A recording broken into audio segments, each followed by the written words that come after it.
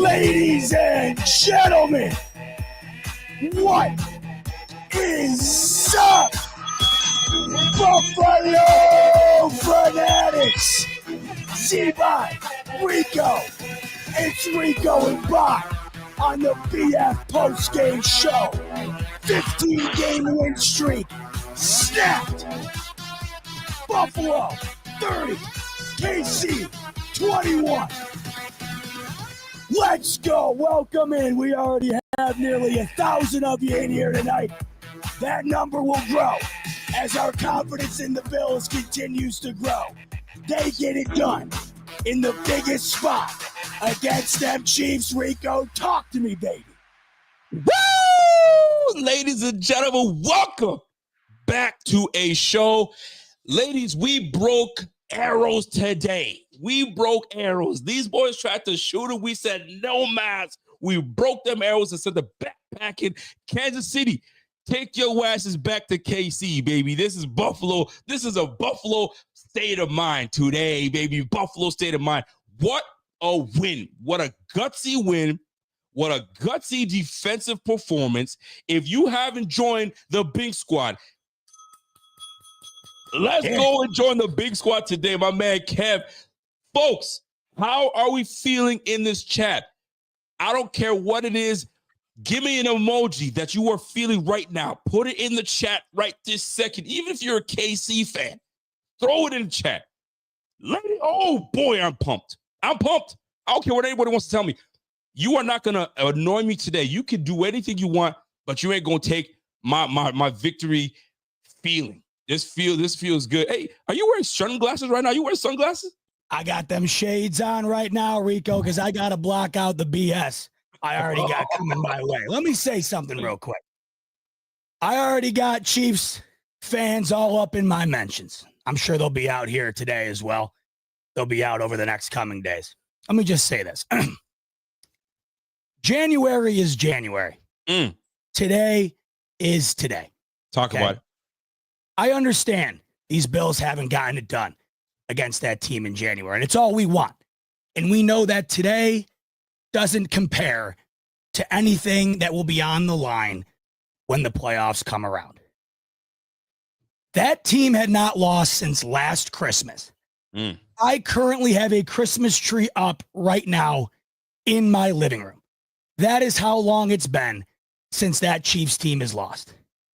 They haven't allowed 28 plus points in 30 consecutive games. The Bills just scored 30. Mahomes is 45-12 all time on the road, including the playoffs and the Super Bowl. They lose on the road. 12-1-1 against the spread. The Bills cover the spread. 11-3 in those games in which he covered the spread. The Bills beat him by 9.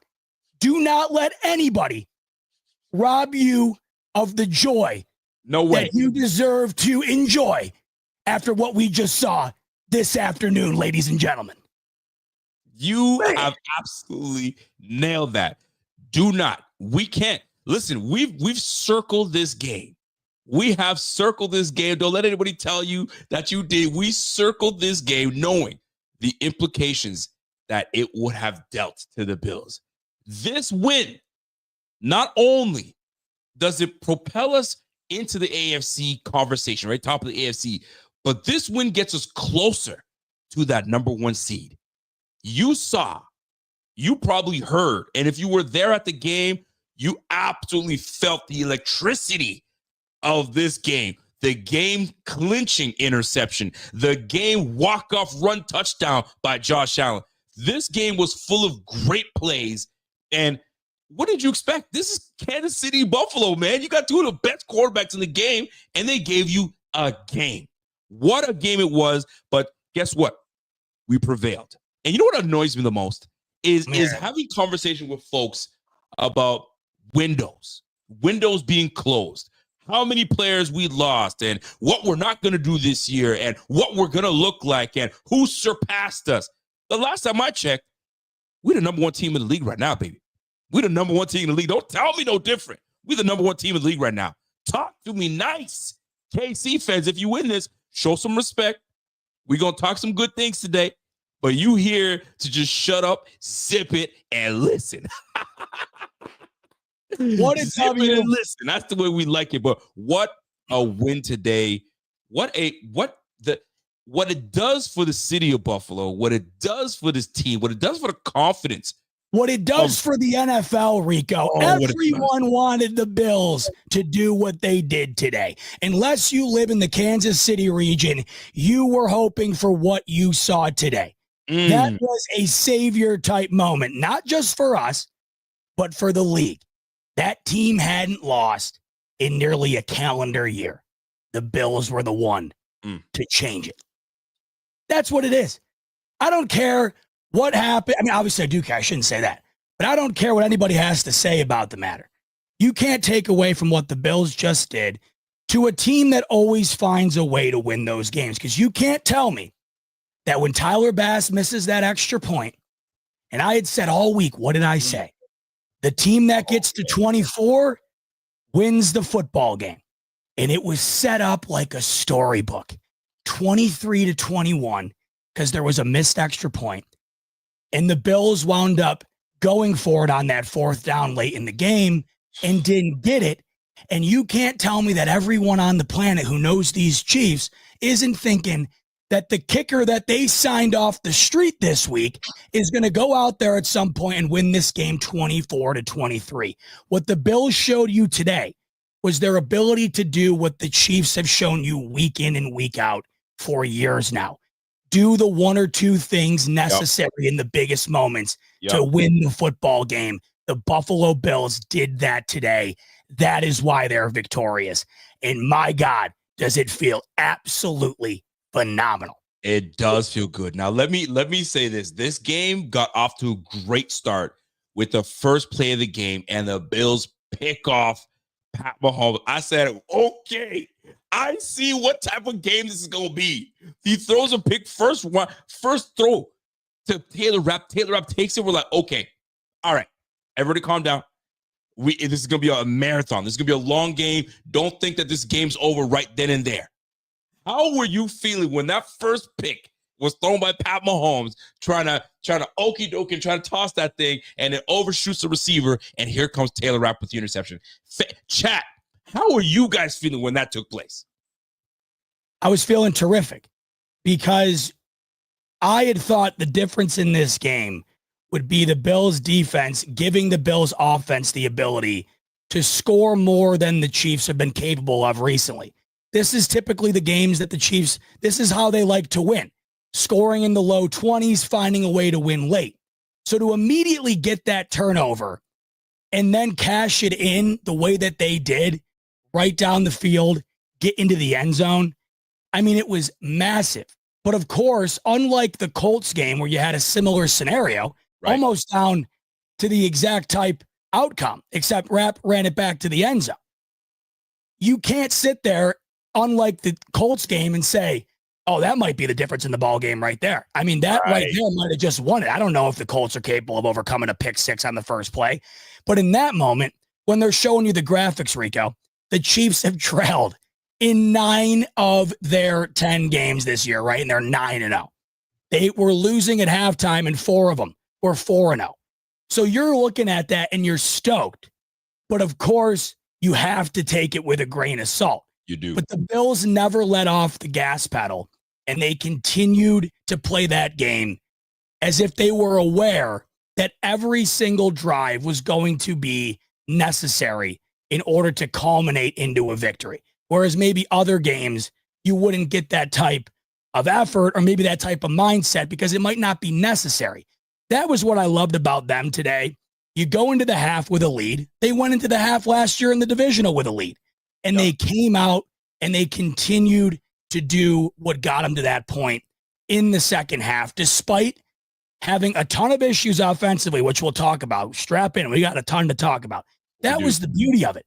The Bills didn't show their whole hand today. They didn't show their whole hand at all. They couldn't run the ball at all, right? You could clearly see that they were missing Coleman today, right? Other guys stepped up, but there were parts of the game where there just wasn't much down the field, and you saw the outcome of that.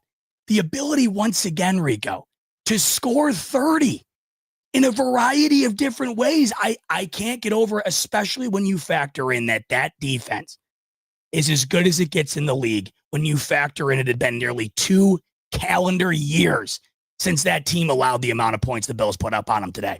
It's amazing feeling to know that going up against this game, it wasn't too big, wasn't too small. They just knew they had to take care of business, and that's exactly what they did. So watching the first interception take place, I'm like, okay, we're getting the ball back in the second half. This is your way to get ahead and have these guys play from behind and always having the pressure put on them. And we go in and we legit march down the field with an 8-play drive to cash in on a 3-yard touchdown by yours truly, James Cook. James Cook's run touchdown, he absolutely demolishes whoever the defender is and puts a second effort to get in the end zone. Folks, we have this offense is only going to get better. This is the sickening part. We did this against the Kansas City Chiefs without Kincaid. We did this against the Kansas City Chiefs without Keon Coleman. We did this to the Kansas City Chiefs with a banged up without Spencer Brown, a right tackle against a very good, stout defensive front. Folks, don't sleep on these Bills. And I know we're not sleeping on these Bills, but do not sleep on these Bills because it's only going to get better after the bye because all these players start to return. All these players start to return. Wait until you start seeing number 58 back on the field when he's healthy and ready to go. I'm jacked. I cannot wait for it. But I don't want to get into that just yet because I want to talk about the man of the hour, and that's 17. What did 17 mean to you today? What does he mean to this team? Like, how good is he? Talk about how 17 was today for you. It's funny. What did I say? In order for Lamar Jackson to have to take a backseat to the MVP, he'd have to lose a game that he shouldn't, and Josh Allen would have to ball out in a game where you might expect them to potentially lose. You got that exact outcome today. Lamar Jackson and the Ravens lose to the Steelers, and Josh Allen goes toe-to-toe with a team putting a 15-game win streak on the line and absolutely balls out.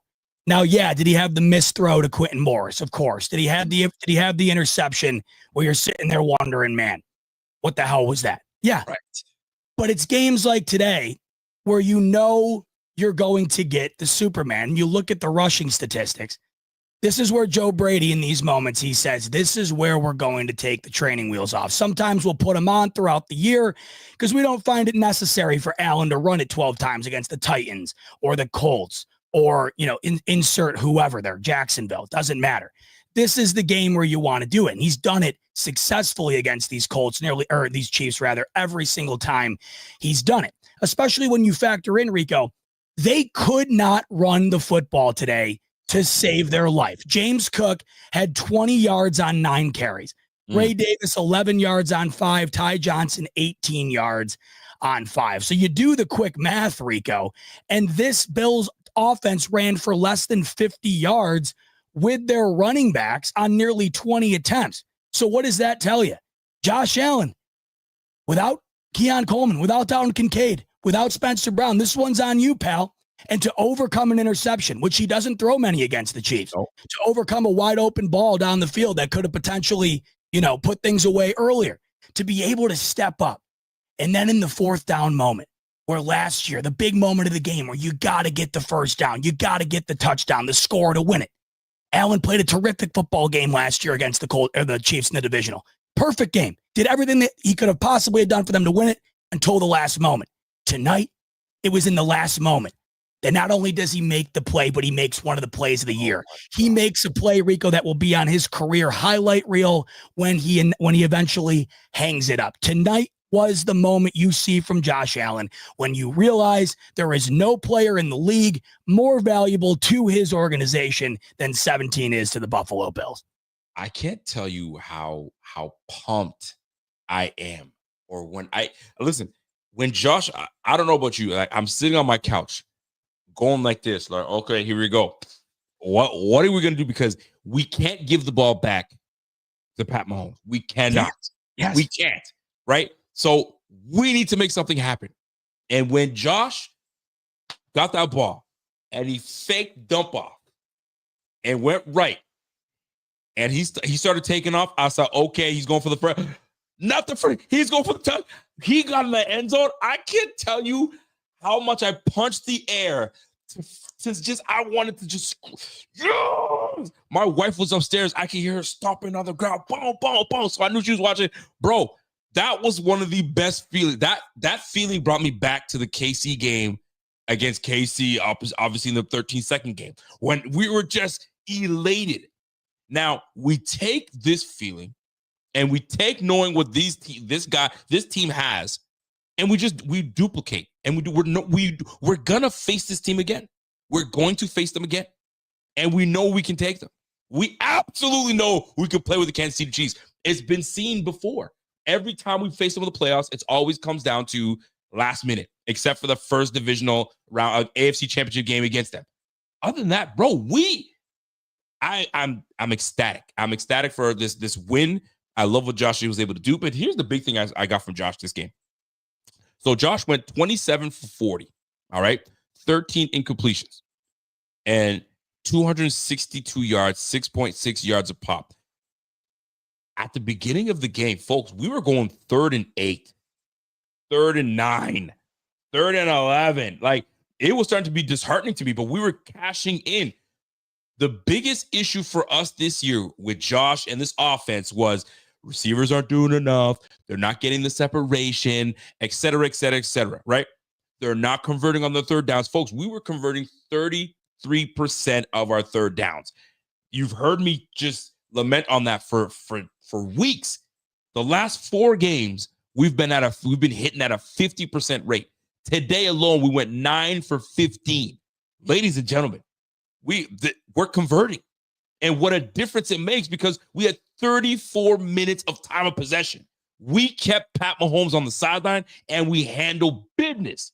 We handled business the way we're supposed to. So kudos to Josh. But the biggest takeaway I got from Josh was his maturity. He continues to show his maturity. He continues to show that, all right, I threw that interception, which wasn't on him. We'll talk about it in just a moment. But he continues to show, I'm not too down on myself. We've been here before, right? The same way, you know what I'm saying, Pat Mahomes, it's always the same look.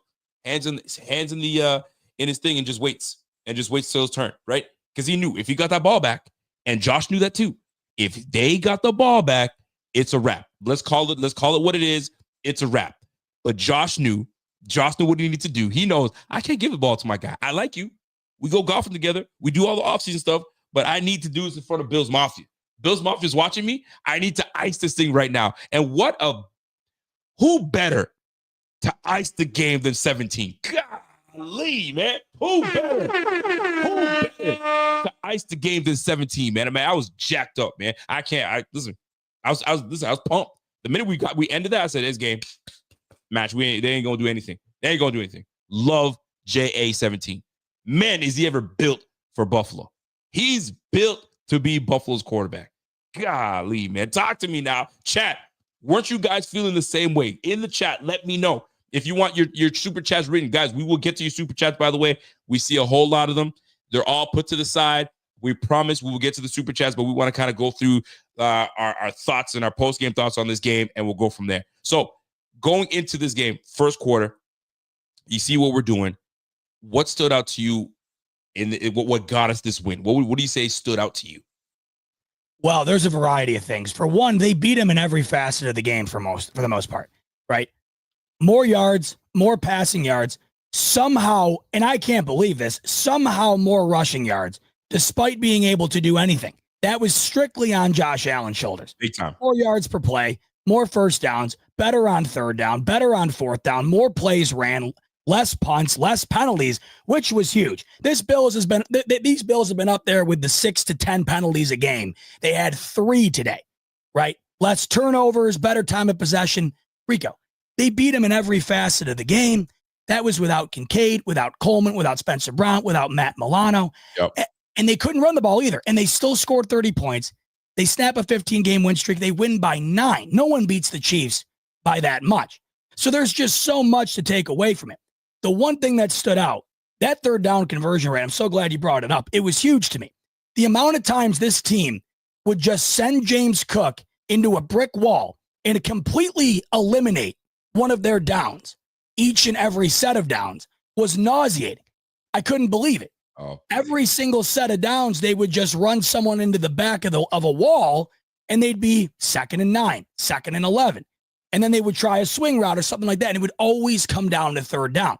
If they didn't convert the way that they did on 3rd down today, there's no way they win the game. And the conversions that they had, Khalil Shakir, he is quickly becoming one of my all-time favorite Bills because he embodies what the Bills are so well. That dude is a dog. He went up and caught that ball and took an absolute bullet in the back, held onto it, and got him that 1st down. If they don't get it, I don't know if they win, right? Josh Allen, the scrambling ability, the ability to get the 1st downs that way, it was crucial. The ability to get the ball, Rico, to 9 different guys in the receiving department while you're missing Coleman and Kincaid, that was huge. And I know that they took away Amari Cooper later in the game. Yeah. That right there, Rico, I don't care what anyone says. Look at his stat line, and you could say, oh, he had 2 grabs. How much of an impact could it be? You saw right there what they did not have the last time they played this team. We talked about it the last time you and I were on. There were 3 drops in the Bills-Chiefs divisional game that could have swung the trajectory of that outcome drastically. And you had today Amari Cooper make 2 unbelievable catches. One that I don't think anybody on that squad makes unless Cooper's on the team. The one right down near the sideline. I don't think anybody else makes that on the team prior to him being signed. Buddy. So that was huge, right? Khalil Shakir, unreal. Unbelievable. Curtis Samuel, how many big moments did he have, including getting in the end zone, including early on in the game, a big 1st down where he makes a guy miss and gets past the sticks? How about Dawson Knox? Hey, man, I know you've been kind of taking a backseat to the young buck in Kincaid, but this is your time to go back out there and prove what you got a 2nd contract for. Couple of beauties from Dawson Knox. They didn't have any one guy dominate today for Josh Allen, but they had a collective effort that helped Josh Allen get to that 30-point mark, get to that W. It was a team victory, Rico. And we have really struggled with the Chiefs to have a full 60 minutes of a collaborative effort that winds up resulting in a W. You got that today. You absolutely got that. And this whole notion, right? And and I'm guilty for it. I think we're all guilty for it, right? This whole everybody eats notion that we've been kind of like, I guess, but no, not really. Everybody ate today. If you guys look at what today was able to produce from the receiver standpoint, 12 targets to Khalil Shakir. Khalil Shakir with that clutch catch on 3rd down when he got that shot in the back. What a catch that was, because that was a crucial play. Curtis Samuel, Amari Cooper, Dawson Knox, like you alluded to all those players. Everybody literally ate today. 40 attempts of 27 completions. Kudos. Now, I gotta specifically kind of bring something to everybody's attention here, right? Because we're gonna tackle everything tonight. I promise, folks. If you guys have things you want to bring up that we haven't touched on, let us know. We didn't have Spencer Brown today. We were going up against a very good defensive front with the Kansas City Chiefs, with a very good defensive coordinator in Spags. Ryan Vandermark had a freaking game today. If you go back and you pay attention, Ryan Vandermark was getting in everybody's face. He was moving around. He's passing. Josh wasn't sacked once today, folks. He was not sacked once. Why? The whole team came together. This is why you want the depth that we have. I know sometimes it gets a little boring when we keep putting this guy in and putting that guy in and moving things around for these reasons. Ryan Vandermark, when he took over for Spencer Brown near the end of the game last week, I was like, okay, 7-4, I see you. He did it again this game. 74, held it down, absolutely held it down. But the one thing that I think we both can agree on, we've been, at least I can speak for myself and you can agree. I've been putting a certain player on the APB list, right? Where's this player been? I've been putting this certain player on the milk carton. Where's this player been? We need this player to show up. And he did today. And that was Curtis freaking Samuel.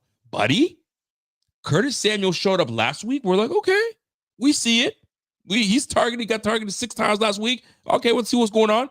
He It looked like a different offense with Curtis Samuel involved.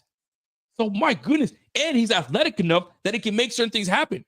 That touchdown, he was off bounds to turn back around and got the Curtis Samuel, bro. If he continues to do what he's supposed to do, and he finds his niche in this offense, and Josh continues to trust him, bro. Yo, this offense, listen, this is gonna be a scary offense, a scary team. Yo, you're gonna see Buffalo's coming to town. I don't know if I ain't trying to face Buffalo right now. Because if we ain't running the ball on you, you're certainly going to get the ball thrown on you.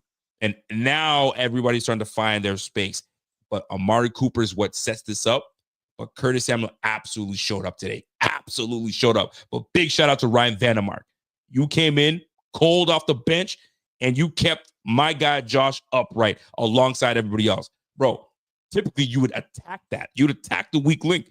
They said, nah, bro, you ain't attacking me. I'm in lockstep with these guys. And that's exactly what took place. Boy, I was excited about that. Big shout out to the O-line, Ryan Vandermark, 7-4. You go back and watch what 7-4 did today. Amazing. Great job. No sacks allowed was absolutely incredible, especially when you looked at the other side of the ball, which we will talk about in a minute, and the Bills' ability to get pressure on Mahomes, which they have never been able to do. They did that incredibly today. I haven't seen Mahomes in that much of a tizzy, so to speak, in terms of being uncomfortable in the back of his own pocket. I don't want to say as far gone as the Buccaneers Super Bowl, where he literally could not move. It wasn't to that degree, but it's been a while since I've seen him that uncomfortable. The Bills' ability to get him, Josh Allen that is, in a far different situation in that game to succeed was one of the bigger differences. But Josh Allen himself, more yards than Mahomes, 5 less rushing yards than Kareem Hunt. I mean, when you're thinking about that, just for at face value for what that is, right? You're throwing more than what's considered to be one of the world's greatest of all time. Right. And you're running more than their running back one, all in one shot, right? There were so many things about this game that you had to love. One of the other ones was defying the Billsian outcomes that I often like to talk about. And there were a couple set up here early. Talk about it. 2 of them. Xavier Worthy. Oh, this is going to be the legacy game. And of course it is, because he was drafted with the Buffalo Bills pick. Xavier Worthy hasn't done anything all year long. All of a sudden, in the beginning of the game, he's the primary target. All of a sudden, he's in the end zone. Ironically enough, it wound up not being the difference for them in terms of his production. Maybe one of the biggest differences was his lack of production, the inability to catch that ball on the sideline. That's not on Mahomes. Worthy was wide open. He didn't drag his foot. That game could have switched dramatically if Worthy keeps it in bounds. So initially you're thinking, oh my God, Xavier Worthy's already got a touchdown, right? Their first touchdown. He's already got 60 some yards right out of the gates. He's their primary target, and it's on the Bills' dime. And it wound up not being the difference. Tyler Bass with the missed extra point. Yep. This game then coming down to a situation in which the Bills could have lost by 1 if they don't get that 4th down and the Chiefs inevitably go down, and then win by 1 off the leg of a kicker that was working, I don't know, at IBM last week. I don't know what the kid was doing, but he wasn't kicking balls in the NFL, and that would have been one of the most Billsian things of all time. 2 of them, really. Xavier Worthy having a legacy game against the team in which their draft pick was used to draft him for the opposing team, right, and then missing the extra point, allowing the kicker who was at a desk job last week working a 9 to 5, put one through the uprights and win the ball game. They avoided both of those on that 4th and 2, right? That was the game. You stood up, and anyone who knows anything knows that that was the game. If you get the first down, you're going to win. If you don't, you're going to lose. To me, there was no other outcome. If the Bills get stuffed on that 4th and 2, they're losing the football game. I would have bet my entire life on it. There's just no way you could convince me otherwise. Yep. So the ability to not only get it, Rico, but to then go and get the touchdown and then pick Mahomes off to seal it It defied anything you've ever come to know about the Bills and their ways of finding the unfortunate way to bills it up in those situations. They did the opposite. And who always does the opposite, Rico? The Kansas City Chiefs. Tonight, the Bills did it, and they did it in an environment where, hopefully, knock on wood, they're going to have way more at their disposal the next time that these two wind up meeting each other, wherever it may be in January. This is what I love. All right. So two things. I actually appreciate it and I liked it. There was a petty moment in this game that took place, and it came from the Kansas City Chiefs and Andy Reid. He was petty as ever. How? He went right at us with Xavier Worthy.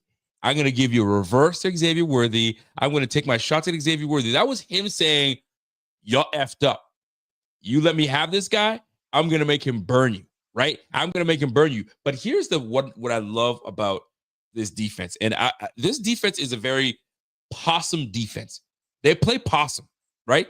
We allow you to do, have your little 60 yards in the first half. Do you know what Xavier Worthy finished with? He finished with 61 yards, right? With 4 receptions. How we started the game, right? We play possum. Yeah, go ahead. Do what you got to do. Yeah. Second half comes around, 7 points allowed to the Kansas City Chiefs. We absolutely buttoned down. But how petty was Andy Reid by saying, you know what? Let me show you a little something. Let me give you guys a little something. So wait till Keon Coleman is healthy. Oh, we're going to give you the dose of Keon Coleman. You know what I mean? So that was the other thing to make it so Billsy, by the way, Rico, was the fact that not only was he balling out in the beginning, but Coleman couldn't even play, right? So it just made it that much more worse, right? And it wound up, like you said, it wound up not factoring in. You brought up this defense, though. Let's talk about it. Here's the thing about this defense, right? And here's a side note. Xavier Worthy and Keon Coleman ended up kind of meeting in the middle of the field, and they did a jersey exchange. So Xavier Worthy took off his jersey, signed it, and gave it to Keon Coleman. I'm cool with it. I kind of don't like it because I don't want it to be a thing. I mean, you should just let that, dap it up. I'm gonna see you next game, right? It is what it is. But this defense absolutely came alive. And the biggest way they showed up today, folks, is by not allowing the deep shot. We treated the Kansas City Chiefs like we treat the Miami Dolphins by taking away the deep shot. If you're gonna beat us, you're gonna have to beat us short. You're gonna beat us short. We're gonna keep things in front of us. And not only did we make them do that, but we took away their hottest receiver in the last 3 weeks since D-Hop has returned. It has been Travis Kelce. Travis Kelce today, folks, 4 targets, 2 receptions, 8 yards. We took that brother out. We did not let him be a factor in this game because we know how much that there is so much love between Travis and obviously Pat Mahomes, because that's exactly what they did to us in the last matchup. He absolutely killed us. We're like, Bernard is healthy. It's personal. You're not about to do that. Try me, and you're about to find out. And that they couldn't do a damn thing. Not only that, Von Miller returns and healthy. He got himself a sack. Golly, man. When we face these boys again, we're going to put it on them. We're going to put it on them. I'm just so glad that we got this game. Let me talk about this situation for all those out there who said excuses. The Chiefs were banged up in the playoffs last year, too. You can't blame it on the health. Look at what a healthy defense just did to Travis Kelce. And look at what that absolute banged up off the street defense allowed Travis Kelce to do in the divisional last year. That game last year, the Bills were without Taylor Rapp. They were without Terrell Bernard, right? They were without Christian Benford. They were absolutely decimated. A banged up Rasul Douglas. Correct. Banged up. Guys out there playing in a game where they wouldn't have played if it were a regular season game. And everyone just thought, you have to rule that out. Now, I get it, right? I'm not one to try to make excuses, but we've talked about it before. There's a difference between excuses and facts. And my fact was, you cannot tell me that the Bills defense would not have performed better last year. I'm not saying they win. I never have said that. But you can't tell me they don't perform better if they at least had one of those guys out there, much less losing all of them. And would you look at today, Rico? Would you look at what you saw today? Taylor Rapp not out there last year. Oh, just so happens to have the game's first pick that completely swung the tide in the Bills' favor immediately to kick off the ball game. Oh, what do you know? Christian Benford couldn't play. Had the play of the game, arguably defensively, on the pass breakup to DeAndre Hopkins. What happens if that pass gets caught? They're already in field goal range. Unbelievable play. Terrell Bernard, of course, doing what he does best, balling out. That's the difference. He had a sack in this game, Terrell Bernard, right? You never get after Mahomes. Everyone knows it. The offensive line has been dominant. So to everyone who thought that it was just a bullshit excuse to say that the Bills got cooked defensively and it was all Sean McDermott's fault, remember? It was all Shawnee Mick's fault for this defense's inability to shut them down last year. Well, look what happened when he had the guys out there that are supposed to be out there. 2 catches for Travis Kelce for 8 yards. 2 games ago, he had 14 grabs, a career high. So it's not like he's completely washed. And like you just said, ever since they signed, right? I forgot. Yeah, of course, he had the interception as well. But just like you mentioned, after they signed DeAndre Hopkins, he had been balling. Let's talk about DeAndre Hopkins, because they have been a different offense since he's been on that team, Rico. Ever since they picked up D-Hop, that team has been playing significantly better offensively, been able to move the ball better. They shut his ass down too today. He wasn't a factor at all. He had 3 grabs for 29 yards. If you told me the Bills were going to hold Kelce and DeAndre Hopkins to 5 total receptions for less than 40 total yards, yeah, I would have told you the Bills would have won the football game. This was a collective effort and a beauty at that. We can talk about Josh Allen until we're blue in the face, but this defense today, boy, oh boy, that's a championship mother effing defense right there without Milano, who is in the 21-day practice window. Listen, the fact of the matter is this: you said this is a championship defense, and we're about to, and like I said, we talked about this. There's a 4-game slate that we're about to get into, right? Phase 1, take down the Kansas City Chiefs, have them have that 1 loss on their record. They ain't going undefeated. Sit your asses down. You ain't going undefeated. Then we have the 49ers next week that they just lost to the Seattle Seahawks that we beat. We're coming for that ass. Off the bye, under the lights, Rico. Under the lights, off the bye, CMC returns, all of that handled. So, folks, we've got to give credit to where credit is due. Give love to Bobby Babich. Give love to Sean McDermott, because these boys had these guys prepared. Could this be the year? Now, here's the deal. This win was fantastic, but we're all not naive either. We know what win matters most, and that's later in February, January, February. Those are the times that when push comes to shove, when we're talking about wins and losses, that's where they matter most. Are we sitting here happy with this win? Absolutely. But we can't sit here and act like we won something. You know what I mean? It's 1 game. We got that. And we gotta keep it up. And we face them later on and we'll handle business. But it's a nice way to go into the bye off of a huge win. You can't tell me that we get a big win like this. And it's an over 2. Hey, that wasn't a 1-score game now. That's a 2-score. I think that's the first time that we've faced each other that has been that lopsided. I think the first one was the AFC Championship. Yes. AFC Championship. And ever since then, it's been close ever since. And now we've kind of spread the ball out. We separate ourselves a little bit. So we still got a whole lot to go.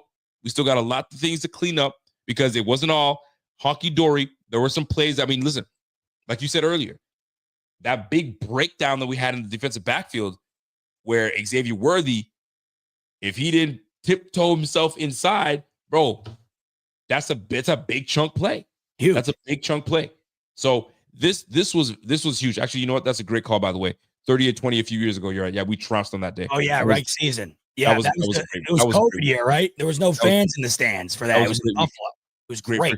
But I really do love what this defense was able to do. Kudos to them. They came through. They handled business. They really got out the job. Pat Mahomes. I think we pressured him 7 QB hits, 7 quarterback hits on Pat Mahomes, and we had We had 5 pass breakups and 2 sacks. Fam, those are the things that you want. Never making Pat Mahomes comfortable. Never making him comfortable. And I was damned if we allowed him to get the football back, because I know Josh didn't want it to happen. Listen, I know what happened 13 seconds when we didn't get the coin toss. And damn the coin toss, I'm putting it on my back. And speaking of Josh Allen, let me just play this clip because we already got hit with a copyright. So what's another hit? Folks, we got to relive this again together, because this play was absolutely phenomenal. Just mute the audio. We might be all right if you mute the audio. I'm going to mute the audio. I will definitely mute the audio. But what you got to realize is how many players that Josh Allen bounces off of. I'll play this play and we'll let it play through. Fake coming through.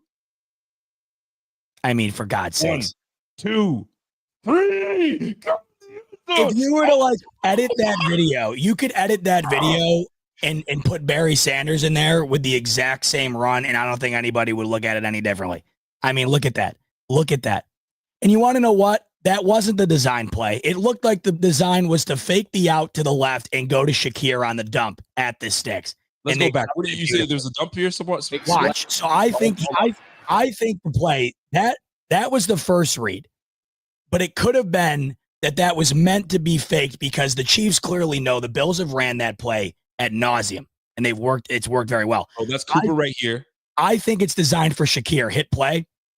Josh, right here. He comes out here. Right there. I think that was the initial design, and it's not there. You see Allen doesn't see it. He immediately goes. He immediately goes. Right here, but Cooper's covered by this guy right here. Yep. He had no choice. He had no choice. Oh, and look at that. Look at that. Nope. I mean, my God. Look at that. I mean, for God's sake, that's their entire team had a crack at him. I don't know. Buddy, one of my favorite things that when Allen is pumped, when he gets down like this and he just gets he gives you one of these, bro, I know. Yo, it's over with. It's over. Like my man, Vince Carter, when he got it, it's it. We got that. We walking off the field and we ain't looking back. And that's exactly what we needed. My man said, play it again, Rico, play it again. Listen, man, I'll play it again afterwards. But this was such a game that we needed. We needed this game, right? The whole narrative was the Bills. What was it again? The Bills haven't played anyone. So now what's the conversation? Now the conversation should be the Bills beating the best team in the league and Lamar Jackson losing to a very good team in the Pittsburgh Steelers. Now you're at 4 losses. Damn all that MVP talk with you involved. You're still be involved, but right now, the top dog looking at MVP, and it was just a matter of time. It was just a matter of time until we played this game right here so I can show you what's really good. And that's exactly what we did today. The Bills showed it was an MVP moment. You damn right. He put the team on his back and he says, I got you. I got you. Let's roll. And shout out to McDermott, because McDermott could have been conservative McDermott. But McDermott was like, yo, man, YOLO. YOLO. Yo, go ahead and get that for me, bro. Go ahead and get that for me, Josh. And that's exactly what we did, man. He handled the business and took care of it. And the Bills get their dub. What a way to go into the bye. Love it. Love it. Love it. McDermott never gets credit. He only gets criticism. Absolutely. It was an exceptional game from him. Outside of the stupid challenge earlier, I don't know what the hell he was told or why the hell they challenged that catch early on that was clearly not. And I don't know what the deal was with that. Just an exceptional performance. The trust in Josh Allen, the ability to have this defense prepared.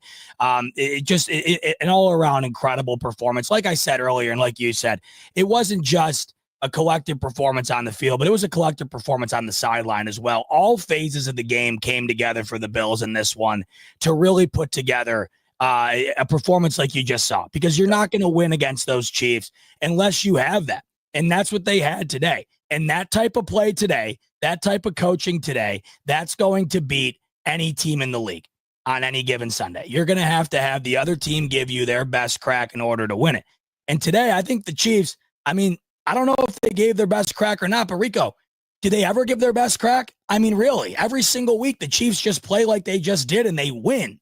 They need somebody to go out there and put together a game where they don't allow them to be able to do what they do and then win in the end. And that's what the Bills did today. They were able to dictate the flow of the game. I mean, even down to like in the beginning of the second half, it just seemed so, oh, here we go, where the Bills finally get the ball first at half, right? I feel like they never get it against the Chiefs. I could be wrong on that, but it seems like that's never a thing. They didn't get it last year in the divisional. The Chiefs got the ball first in the divisional last year. They scored instantly yes, out of the half. So the Bills get the ball first at half and immediately go 3 and out. Now you're thinking, here we go.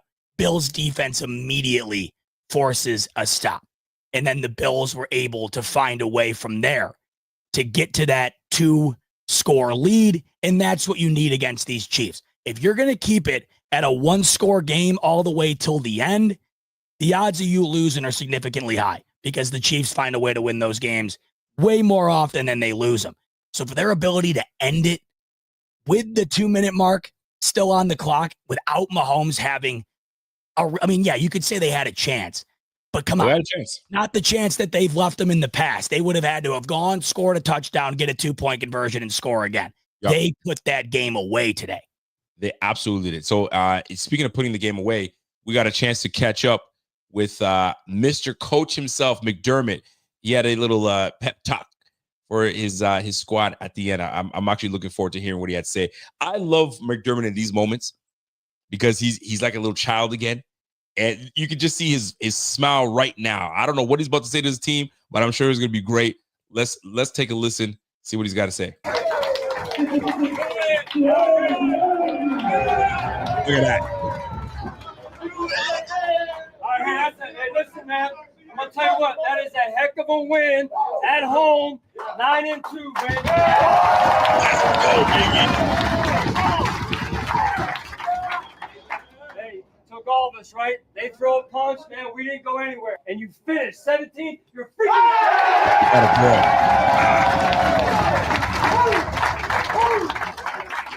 All right, here we go. Listen up. This is not our Super Bowl. It's not the end of the line, right? It's not the finish line. We got a lot more. Okay, we got a lot more. Let's stay humble in victory, right? Humble in victory and hungry. Love y'all. 1, 2, 3, 1, 2, 3. There it is. There it is. Ladies and gentlemen, you can't tell me that you to be in that locker room in that moment, to go through it and hear the joy in Coach McDermott's voice. And I'm sure there was a lot more said in that locker room, but man, you got to give these boys credit. But like, I want to stick to something. This defense was something, man, because too often we say we rely on the defense, the offense to come through. We're going to have to rely on Josh to be perfect. And it still has to be that way. Josh still has to be Josh, but the defense can't give things up.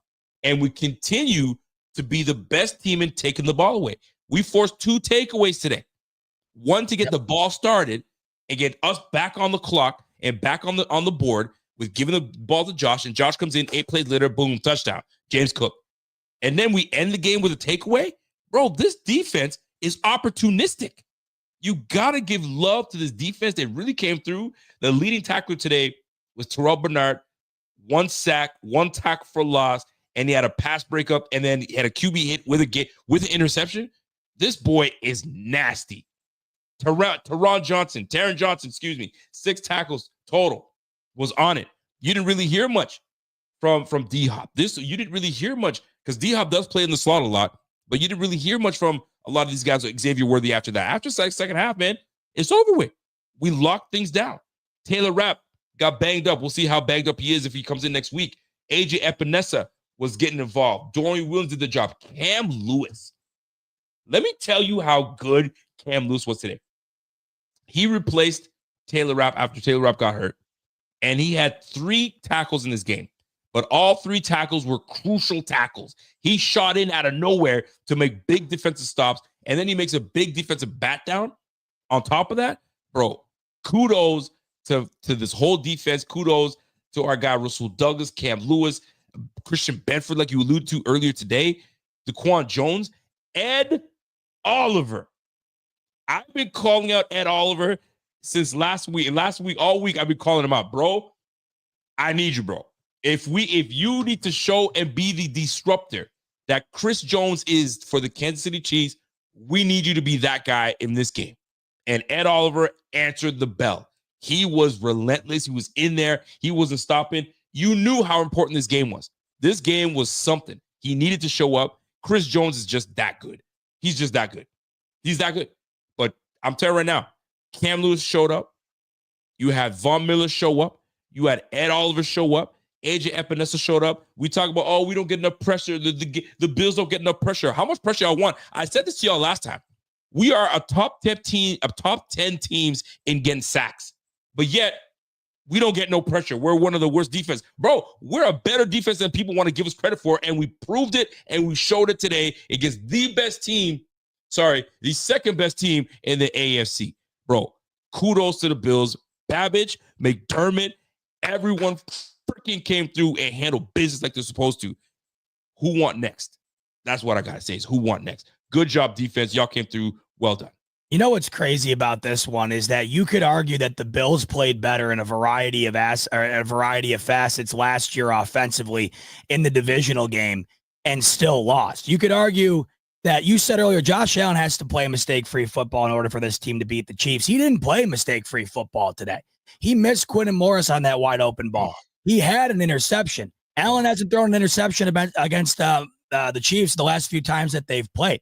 Last year, he had a couple of insane plays offensively, but they were also able to run the ball tremendously. Last year against these Chiefs, the Bills ran the ball to the point of domination, and that's what allowed them to dominate time of possession and really allow them to be in that game. They couldn't run the ball at all today. That's when you realize how much different of a factor the defense today was compared to what the defense was the last time that these Bills played. Because if you're looking at Mahomes today, for instance, Mahomes had 33 pass attempts today, Rico, for 196 yards. Yep. He had 23 attempts last year in the divisional for 215 yards. So on way less attempts, he has far more yards. Travis Kelce had 2 touchdowns and 75 yards. He had 8 yards in this game. They also let Isaiah Pacheco, who I know didn't play for the Chiefs in this one. And we talk about injuries. We have to be fair. They're a better team with Pacheco, but the Bills are a better team with Coleman. They're a better team with Kincaid. They're a better team with Matt Milano. We understand all that. The Bills were empty. They were light-handed offensively today as well. But last year, you had Isaiah Pacheco run for 97 yards on them. That wasn't the type of game that they had at their disposal offensively as well, these Chiefs on offense. So last year, despite the fact that you got more from the Chiefs, or you could argue you got more from the Bills offense last year in the divisional, despite the fact that you might have gotten more in that game, this game, they score more points. Yep.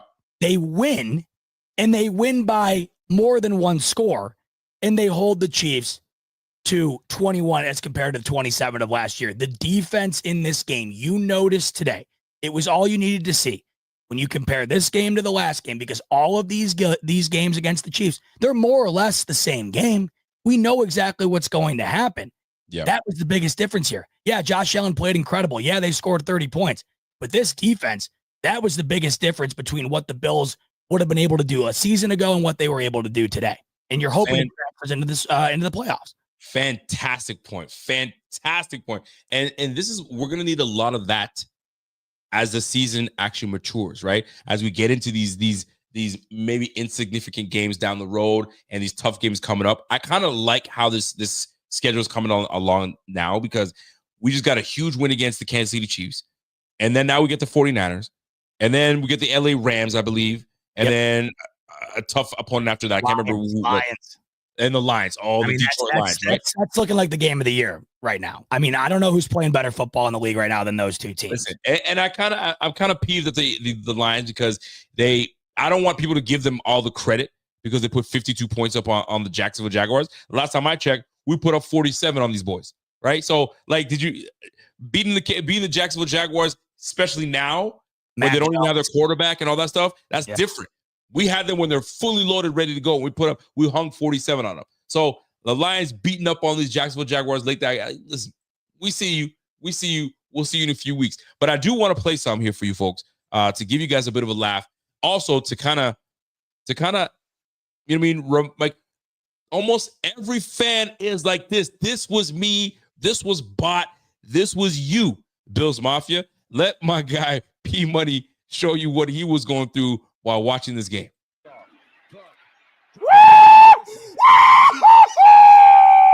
Do it. That was a hell of a play, yeah. You know, when that play happened, I got to go back to that. I wasn't even mad. I was like, dude, that was a good play. I can't even hate. That was a good play. Great catch, great everything. Here we go. Let's go back here. There we go. Let's got the touchdown. Fakes left, now taken off.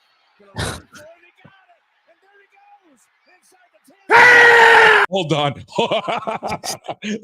You can see Pierre's face kind of perk up a little bit, right? Watch Pierre's face real quick, right? He's watching. He's like, something's gonna happen. It's like it's loading within him. And He's like, I'm watching.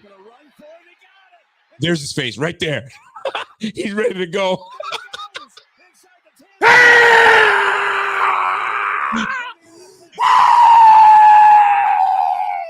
He broke the glass. Get the fuck up off me, boy. You know what's crazy? If you don't score there, man. Over, it's about it to was be a still pick right here, man. warning. Game's over, Romo. We're going to show you. We're going to show you. Because Mahomes going to throw one. He's going to throw one. And we got it. Gotcha. Shot time. There you go. Our guy P Money having a good old time. But that was all of Bills Mafia, wasn't it? Oh, yeah. We were all relishing in that moment because you're like, he's got to make a play. He's got to go deep, right? Even if he does score, he's now got to score, go for 2, or get the 1 if he wants to, do whatever you got to do. And now you got to come back and get the ball back with Josh Allen with the ball again. Bro, you got to make it something happen. You got to make something work. And here comes Terrell Bernard. I wasn't sure who was going to make a play. Somebody was going to make a play. And that's exactly what took place. Bills fan says number 6 for the Chiefs got ran over for 2 TDs. Cooking Allen straight up, put him on the 2024 season highlight reel before the season was over. He had a rough day. Listen, man, I'm just happy that we got a win, and we got out of that with a win, and relatively healthy. Deion Dawkins got banged up, but he taped his ankle back up back in the game. Did that scare you, by the way, when Deion went deep? Because once again, does it not seem like so Billsy that the play before the 4th and 2, you lose your best lineman and you already had your second best lineman not in the game? I mean, come on. And then Shakir got hurt right before that too. So you're thinking, man, now is it going to be one of those things where we get an awesome win and in the final 3 minutes, we're going to lose 2 of our best offensive players, right? But like you said, you have Dawkins go right back in. Yep. Shakir played absolutely unbelievable. But the beauty of all of this, Rico, is you get that W and you got 2 full weeks to kick your feet up. I mean, that's the beauty of it. It's not like you got to go and, now we got to go play the reigning NFC champs. Then we got to go play a really stingy Rams team. Then we got to go play maybe the best team in the NFL right now in the Lions, right? They get 2 weeks off to not only get healthy, but to get prepared for those games that now mean a lot more than they would have meant had today's outcome gone a bit differently. I mean, that's just the reality here. This bye, to me, like the cherry on top of this W is the fact that this bye is coming immediately after it. To me, it's a perfect scenario, and you get to enjoy this for 2 weeks. And I think going into Sunday Night Football, I mean, call me biased, but my money's on the Bills against what I've seen out of those Niners the last couple of weeks. So I don't know, man. I mean, it's all coming together, and you just hope, because we've seen it in the past, you hope that it continues to come together. But that's the beauty of what we've been seeing, Rico. I mean, right now, when you're looking at what these Bills have put together ever since they lost that game to Houston in a just disgusting fashion, a game you really wish you would have had back, right? I mean, they're coming off now. This is 5 consecutive games of scoring 30 points. And in all of those games, Rico, except for the Dolphins game, they won by more than 1 score. And they now have 30 points in 7 of their 10 games this year. So this team, not only are they getting it done, but they're getting better and better, and they're doing it very consistently. They're doing it on both sides of the ball. And there's been games where both sides step up and get it done. There's been games where one side struggling, the other side steps up. They've been showing you a variety of things that make you think that this, whether it happens or not, is as good of a position as they've put themselves in to be able to go and do what we all want them to do. This was fantastic. So watching Amari Cooper, right? And this is one thing. We talked about the defense, and the defense deserves their praise. But I think we've got to go back to this offense and show what Josh was able to do with a banged up Cooper, a Dawson Knox, which thank goodness, because he's got chemistry with Dawson Knox. So that it was nothing to him. He could go back into it like nothing, right? You're throwing to a Curtis Samuel that you've been throwing to all year, but you never had any semblance with Curtis Samuel. So you got to give Josh credit for now trusting his guys to make the plays. And he wasn't forcing anything. He didn't force anything. That fourth down, excuse me, was it a fourth down? That third down. No, it was a fourth down. That fourth down that they went for it. And he threw to Dawson Knox. I'm still puzzled by why Dawson Knox didn't continue to keep running. Why'd you stop? It drove me nuts where you put up, Josh has now another interception in the game, but that wasn't supposed to be. You could have kept on going. So that was just miscommunication. But that's something that's going to be fixed because those two guys know each other well enough. But for the most part, this offense did great, man. James Cook, although didn't have his best game, when you needed him to punch it through, when he's not known to be a goal line guy, boy, that scepter, I tweeted to Kyle Brandt, yo, you might as well leave that scepter back in Buffalo because that's not going nowhere, man. He absolutely, I don't know who that was that he ran over. I think it was number 6. Bulldoze number 6. Get off me, son. I'm going through. Yo, big shout out to this team. And it's just, I'm elated by this. I'm elated, but I want to touch on a few things that really helped us get to where we were in this game, right? One thing that's been plaguing this defense, this team, is just bonehead, silly penalties. Bonehead, silly penalties that A, stall a drive, or B, take away a great play today. I mean, there's a lot of things that could have happened that didn't. Why? Because we were much more disciplined this game, right? Much more disciplined. 3 penalties today altogether. I think that's our lowest game with penalties in the season. 3 by penalties. The way, it's already out. Everyone's saying that the rig was in because of that already, by the way. I just figured my gosh. The rig was in. Guess what? The Kansas City Chiefs had 6 penalties, just a few more penalties than we did. And they're the ones that are always helped. The blatant face mask on Ty Johnson that doesn't get called.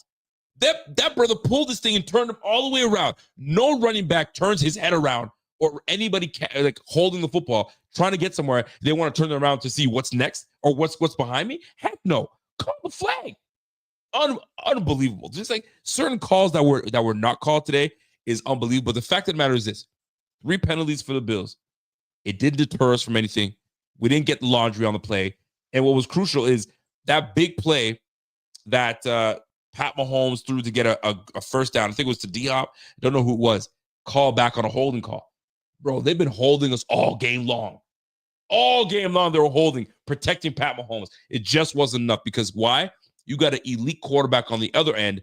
Now that's ahead of the game, putting points on the board. So now you got to get back into the passing stance more often than none. So the more pressure we bring on you, the refs will not be able to save you all day. They just can't.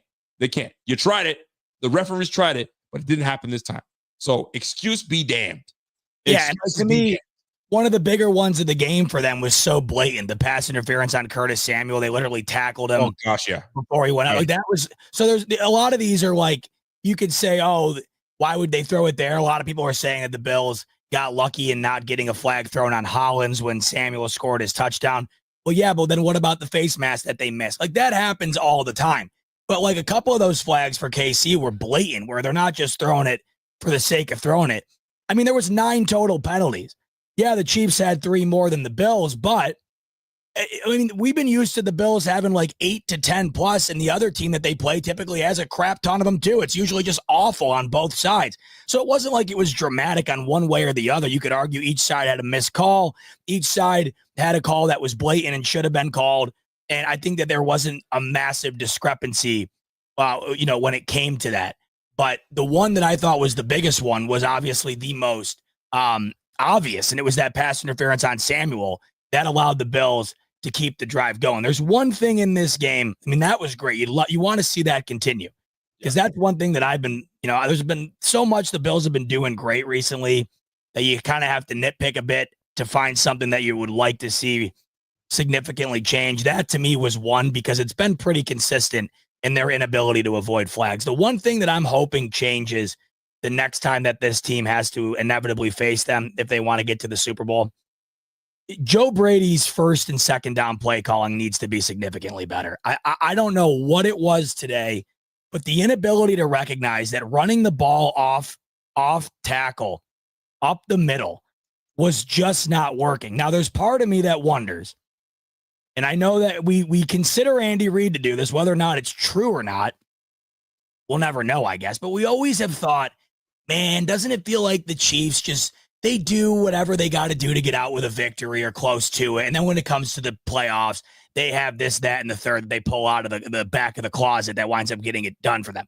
Maybe that's why Joe Brady kept running it up the middle for nothing and didn't want to show their cards. I think that that's too convenient of an excuse. I don't know why every single time the Bills seem to get the ball, they would toss away their first down almost every time on running it straight up the middle. I don't know how many times they had to do it in order to realize it wasn't working. I think the mindset might have been it worked so well last year in the divisional. The first down, like we talked about the other night, the Bills were getting like 2nd and 3, 2nd and 2 religiously throughout the game because of the run game in the divisional last year. That wasn't the case this year. If Josh Allen wasn't as prolific as he was today in the air on 3rd and long, the Bills don't win that game, and we're probably having a way different conversation about how that offense approached this game, in particular how Joe Brady play called this game early on in the set of downs. That's the one thing that stood out to me, Rico. When you're averaging 2.2 yards a carry from both James Cook and Ray Davis, you got to switch things up. He did it a few times where he would run maybe a screen pass to Shakir or try to dump it off in the middle. Go with that, because the run game wasn't there. We've seen teams complement a lack of run game with the short passing game. I would have liked to have seen more of that today on first down specifically, because it just felt like they were putting themselves at a disadvantage constantly throughout the game in those situations. I agree in a sense that Joe Brady needs to be better with certain play calls, and I agree, because there were moments where it's like, yo, dude, we're doing the screen again. And I was saying this last week. I'm like, there's going to be a time where Spags takes away that screen. Now what you going to do, right? But you can only be so many places when you play defense. Give them credit. Because they're known to stop the run. They're known for it. They're the best in the league. Number one overall. They're known to stop the run. So this was apropos. It was like, okay, I expected this, right? But the fact that we did finish, and this is an argument that I think needs to be made. They talk about like the best dual threat quarterback in the game being Lamar Jackson. I beg to differ. I think the best dual threat quarterback, and I'm not talking about athletically, Lamar Jackson is by far the most athletic quarterback in the game.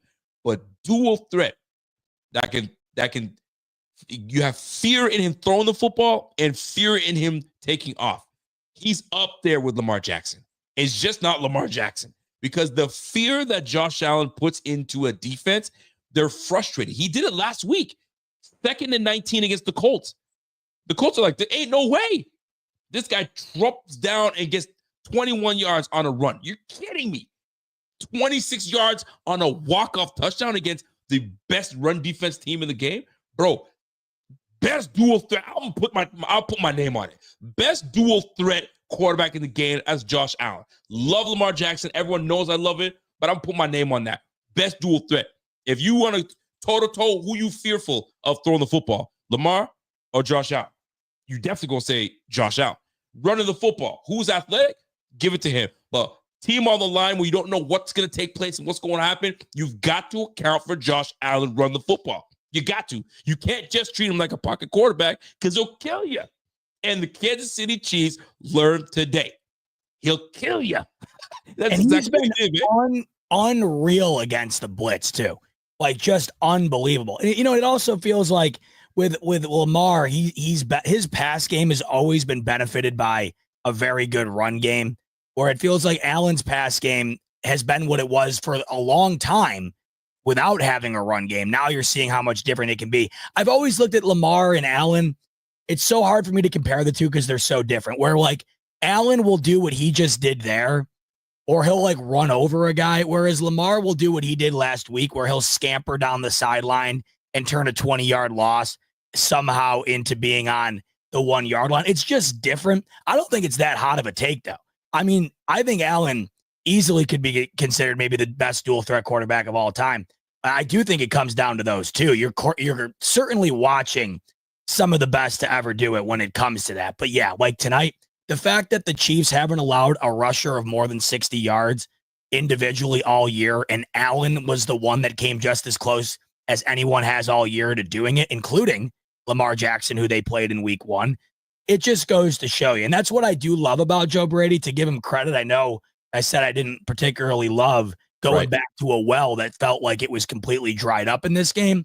I do love how he knows when to pick and choose his spots to make sure Allen's legs are utilized to win them the football game.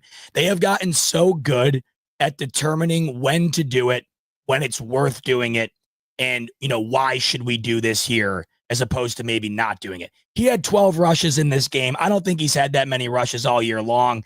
If he has, you can let me know, but it does not come off the top of my head to me. And this is one where you could predict that, because in a game like this, there is no sense in keeping Allen from doing what you just said, Rico, utilizing an aspect of his game that makes him arguably the best dual threat quarterback in the league. And when you get to the playoffs, this is what you're going to see. I don't care if they play, Denver in the first round, the Chargers, a team that they're going to be favored against. I don't care if it's these Chiefs, the Ravens. Allen is going to run it 9 to 13 times a game, as he should. You don't need to do that against the Jags and the Titans and the Colts when he's running it 3 times a game and they're scoring just as many points.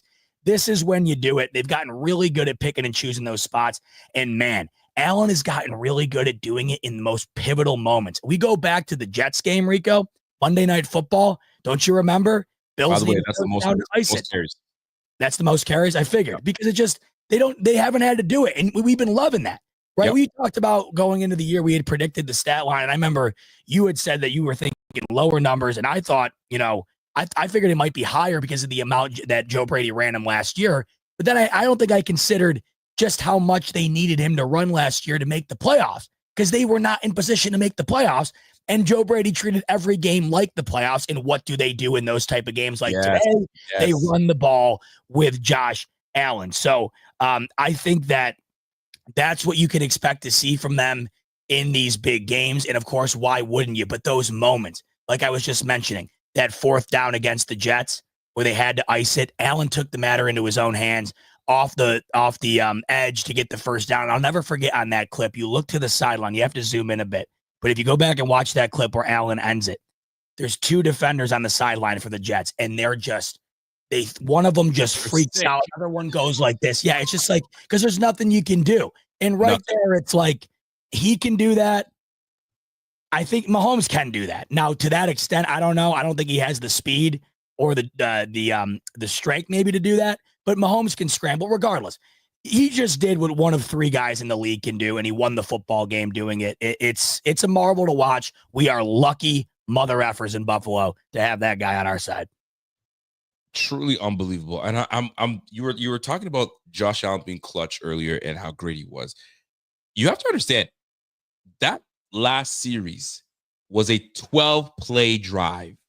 A 12-play drive to not only kill clock, but to gain first downs and to ice the game and get the game winner. Look how this thing went down, right? Obviously, we get the kick, we get the ball back. Ty Johnson loses a yard. Okay, we're 2nd and 11. Mac Hollins, 15-yard reception. Kudos to Mac Hollins, man. He's just where you need him to be. He ain't gonna be a superstar but he'll be where he needs to be to catch the ball and do what he needs to go to do what he needs to do. I Right? really do think that they'd be a different team without him, and the stats do not reflect it at all. I think that guy is far more valuable to that team than we realize, and I think everyone in that locker room would probably tell you it. I would probably agree. The only thing I'm sick and tired of is oh, there goes Mac Hollins, no shoes. Hey, do you guys ever know that he doesn't wear any shoes? Yo, I'm tired of it. We're done. Who cares? The whole league knows he doesn't wear shoes. We get it. Okay, we got it. Anyways, so 15-yard reception to my man Mac Hollins. Then there's the play to Quentin Morris. Golly. You know what that play reminded me of? It reminded me to a T of the Charles Clay missed reception back in Miami. All I can remember was, and they're wearing ironically the same freaking number, which is sickening, right? I was like, oh my gosh, man, that's 2 underthrows that Josh Allen had that game, and that one was killer, right? Anyway, nonetheless, we're 2nd and 10, right? So now what do? We go up the middle, Josh Allen, 9 yards. We're 3rd and 1. This is crucial, right? We go for 2 yards. We get the first down. The refs tried to give us a bad spot on that, those a-holes, but we got it back. Anyway, so now we're rolling, right? So we're killing clock. This is the great thing about it. We're killing clock. We're like, okay. Now in my mind, I'm like, we gotta really get after this. Like the time that we're killing. Don't let it go in vain. We gotta capitalize, right? So I'm watching this. So we get to 1st and 10 after the first down. Josh Allen deep to Shakir. Just the overthrow when he went up for the one hand. Just didn't have it. Those are those throws. And I thought of this right at the moment. I was like, this is where Keon Coleman would have been great. Keon Coleman in that spot, jump ball over the small DB would have been great. So I'm like, okay, noted for next game, because when we do get that opportunity, we're going to take full advantage of it, right? We get to, this was one of the crucial plays, and this is the killer one. 3rd and 9. 3rd and 9, I was like, oh, shit, here we go. A strike to Khalil Shakir in the middle of the field. How clutch is Khalil Shakir? Dude, he's unreal. He's unreal. He got a shot to the back, had to walk off because he got hit. I think he got winded. As a fan, if you're watching that, weren't you guys like, okay, here we go. We got the first down. Thank goodness Khalil Shakir held on to that, because he could have easily went, dropped the ball. That hurt. He's like, nah, I'll take the pain. And if they don't get it, the Chiefs have all 3 timeouts. They only need a field goal to win. I mean, that's what I'm saying. Like, they had to do so many little things to win it. Like, you're going to go look back at the Allen touchdown at the end and the fact that they won by 9 and scored 30. There were plenty of moments prior to that if they don't cash in on it, they don't win that game. That right there, maybe the best example. I mean, that is such a tough catch to make for a guy that is not the type of guy to be making that type of catch body size wise. I mean, my God, he went up like Megatron to catch that ball and took a shot to the back where, maybe Coleman can eat that, but Shakir, I mean, he's half the size, but the guy just catches everything. And the dude's like the most clutch guy on the field outside of Allen. It's unbelievable. It is absolutely unbelievable. By the way, just a side note, we have almost 3,200 people watching this stream right now. We've got over 1,500 on X. We got another 1,100 on YouTube. Obviously, he's on YouTube right now.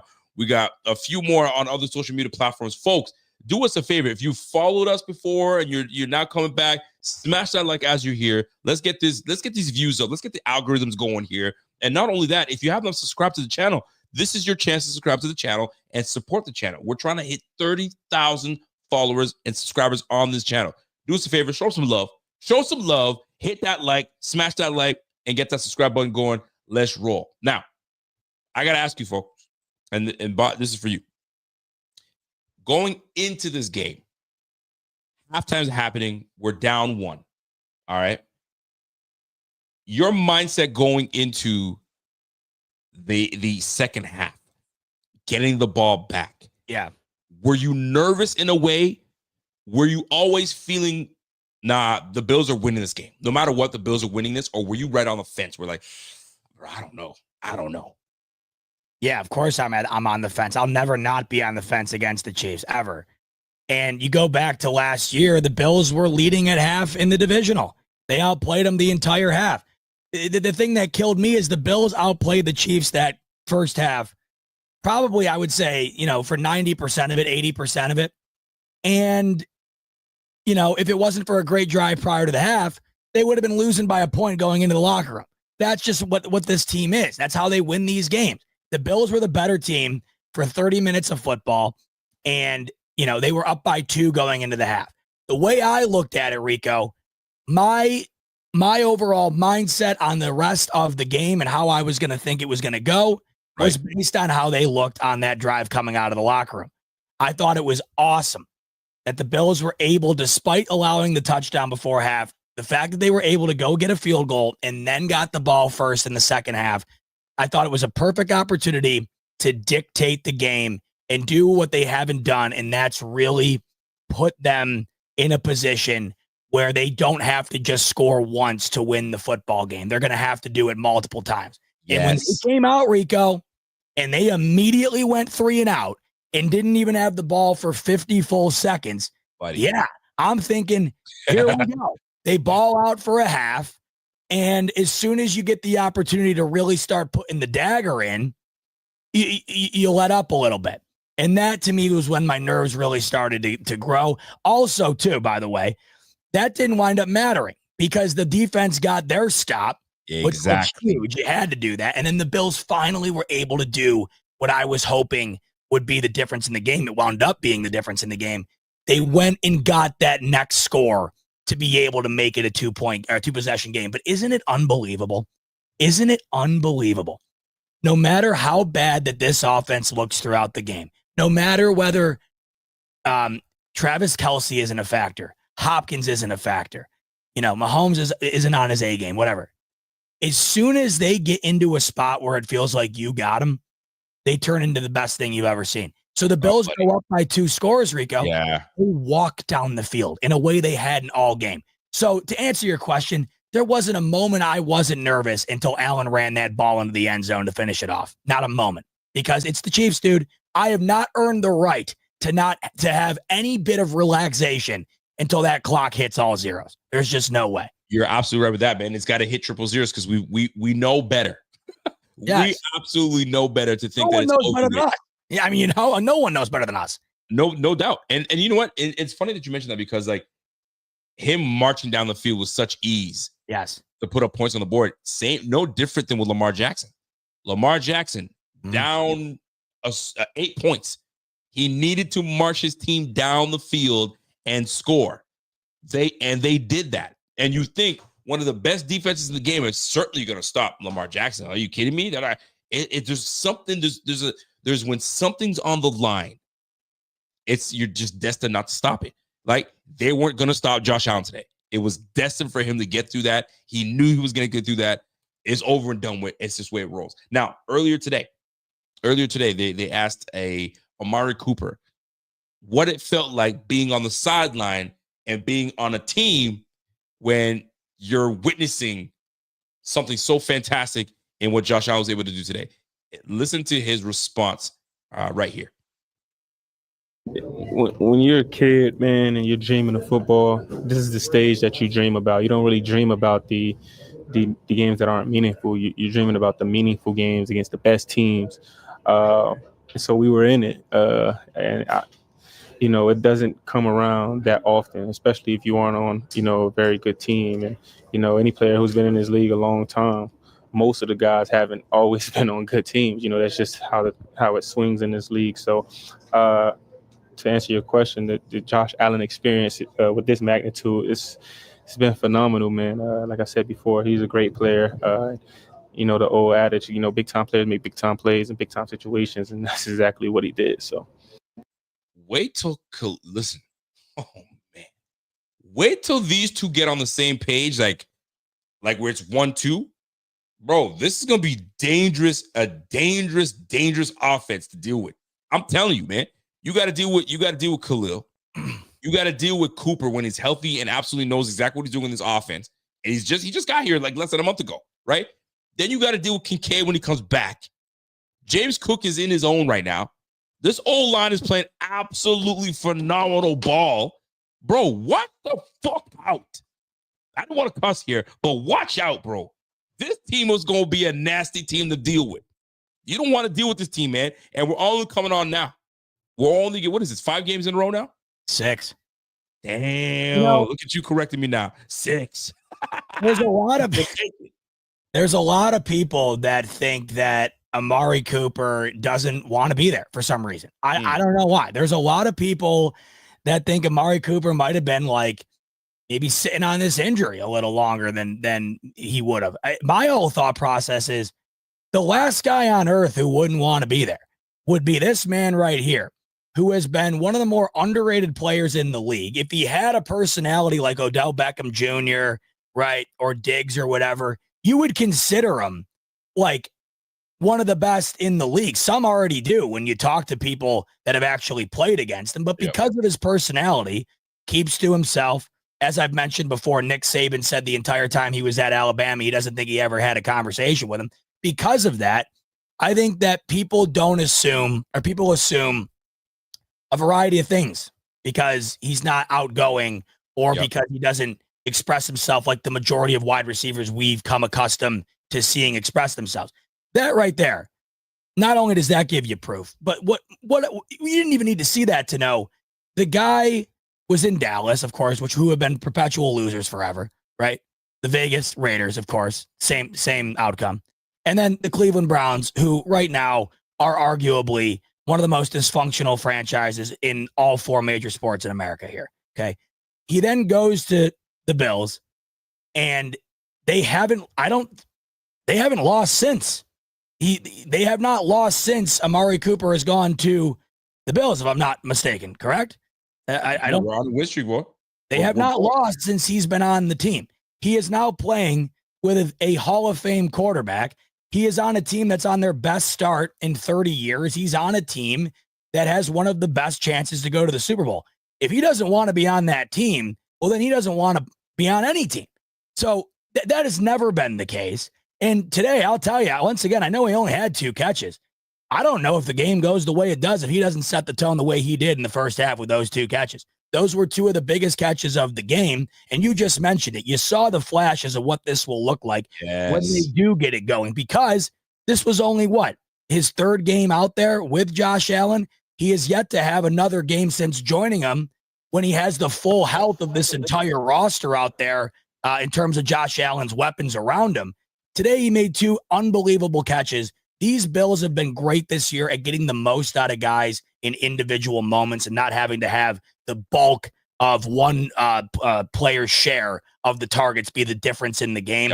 Amari Cooper, there's no doubt in my mind, and this is why I said it all week, he has to play for this team to have their best chance to win today. I think you saw it. The reason you didn't hear about him the rest of the game, they had to dial in on him. Early in the game, Rico, they were cooking his ass, and then all of a sudden Shakir's going off. So he's a huge factor, huge. And, of course, you just saw right there, he's freaking appreciative, believe me, of where he's at right now compared to where he was. 1,000%. And I'm so glad you said exactly what you said. Those 2 catches may seem insignificant in the box score, but to that defensive back, to that defensive coordinator, okay, so they're going to go to him. So, hey, guys, that plan that we were just going to shut down this side of the field, no. We got to look at the whole field now. So now you have to pay attention to a guy like Cooper. And this is why I love the addition of Amari Cooper. This isn't just some real guy. This is some next guy that's going to come in and like a Jordan Matthews. Nah, not a washed-up guy. Bro, you have to pay attention to where Amari Cooper is. I was looking at statistics of him prior to coming to Buffalo, and with a terrible Deshaun Watson. Dude, he had a game where he had like 12 receptions, $150. Dude can play. Baller. So listen, man, we're going to be all right.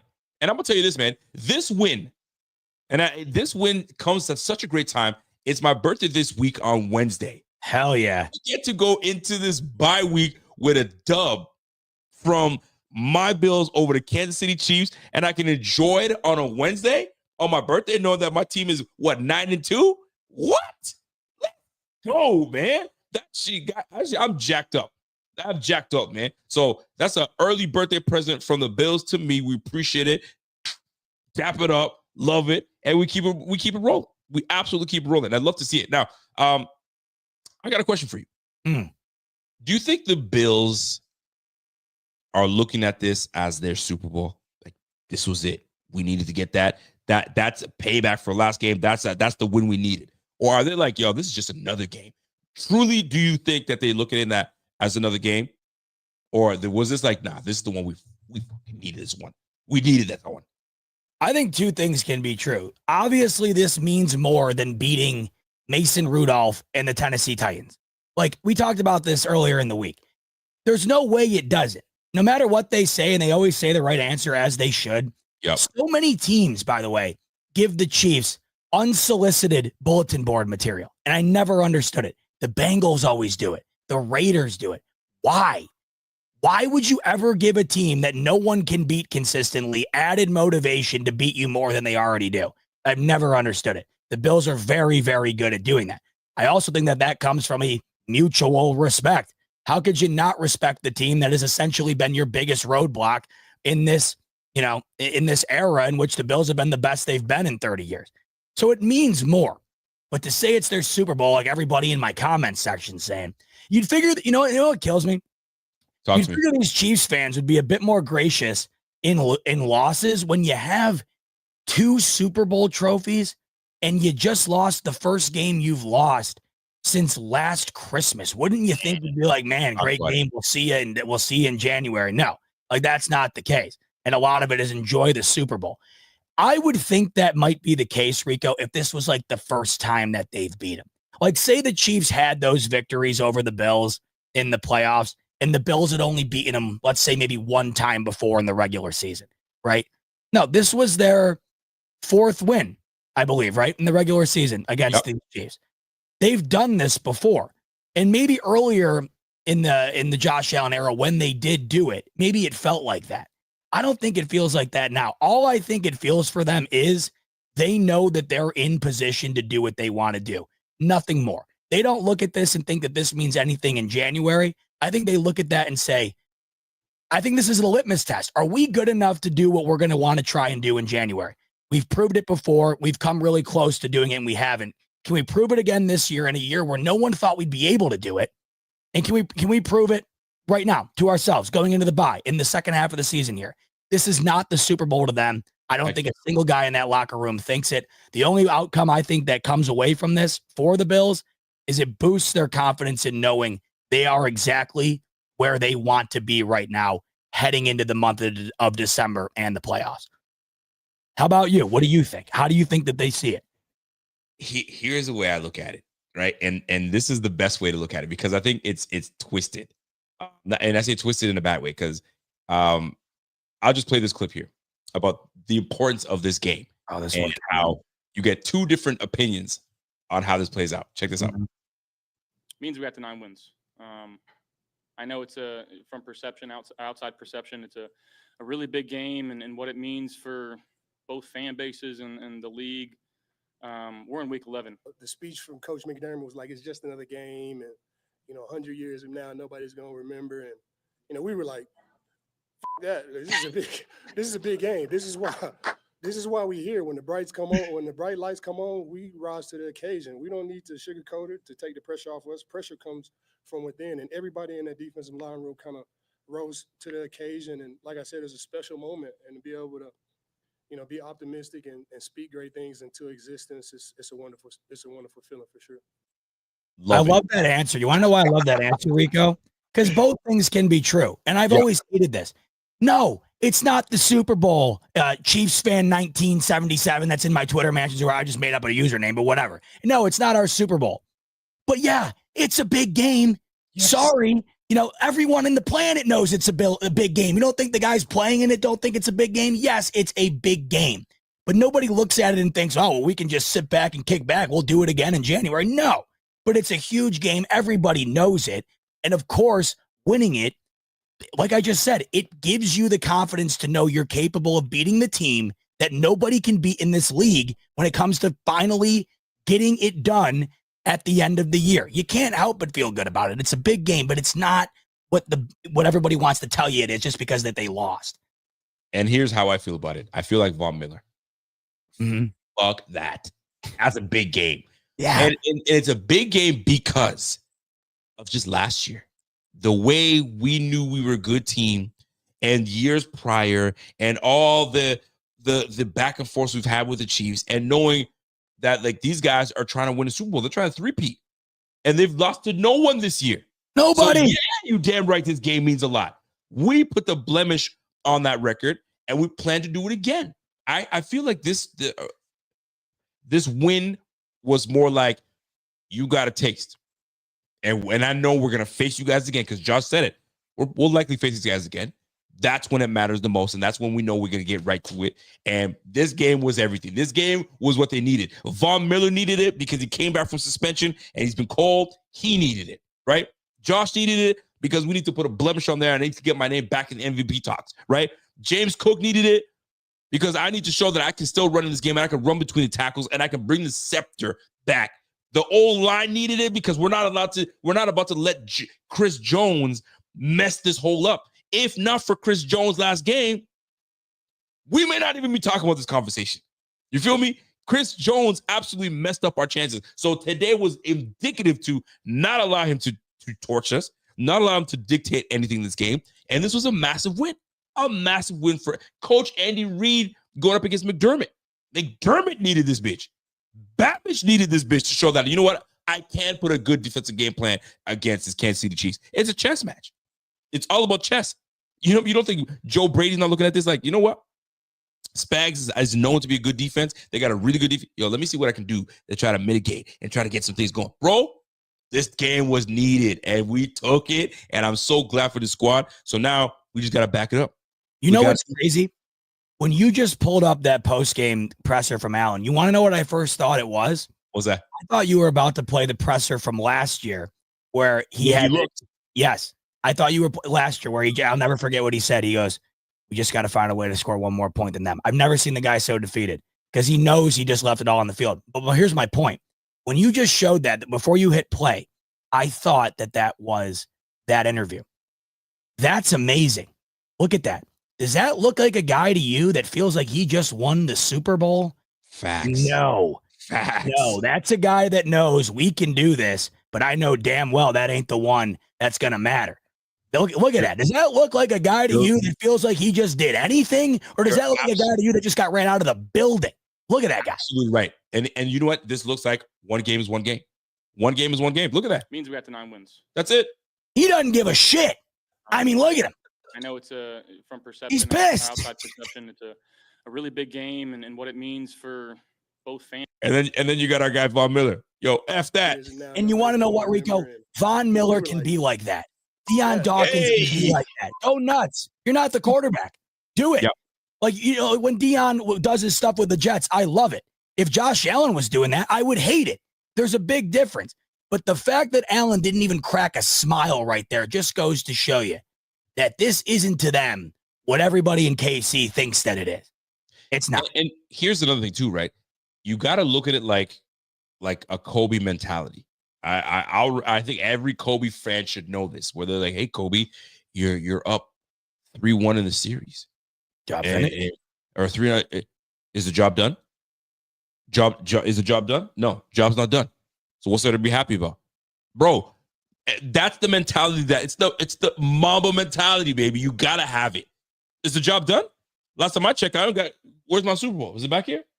No, it's not done? Okay, cool. So when we get there, let's talk about it. I'll be happy when we're on Radio Row when I'm talking about this, that, and the third. But you know what? Until we get there, it's week 11. It's week 11. There's a whole lot of football left in this game. It's week 11. But you know what? I'll take this. What a long bye week it would have been if we lost this game. I know it.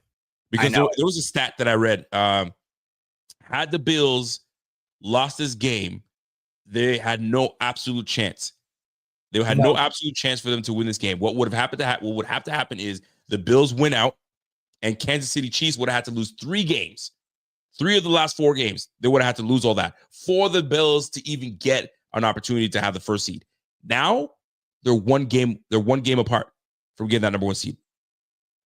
Listen, this is not just for playing for the rest of the year and go on and so forth. No, now we're playing for home field advantage. This win was bigger than that. This was a good win because we beat the Kansas City Chiefs, but there's bigger implications. This is for number 1 seed. This is for a bye week. This is for home field advantage. Bro, this was a big win. And on top of that, the 1 seed to me, man, If they pull it off, it will be one of the most incredible accomplishments I've seen in a while. To beat a team on a 15-game win streak, and then more than likely having to beat the reigning NFC champs, having to beat the best team, you can argue the best team in the league, unarguably the best team in the NFC, the Detroit Lions, having to do that on the road, having to beat Sean McVay and the Rams on the road, whatever. But even if they don't get to that, say that they don't, because it's still a really tough scenario to have come true. The Ravens lost today, and they're 7-4, and the Texans have not looked great either.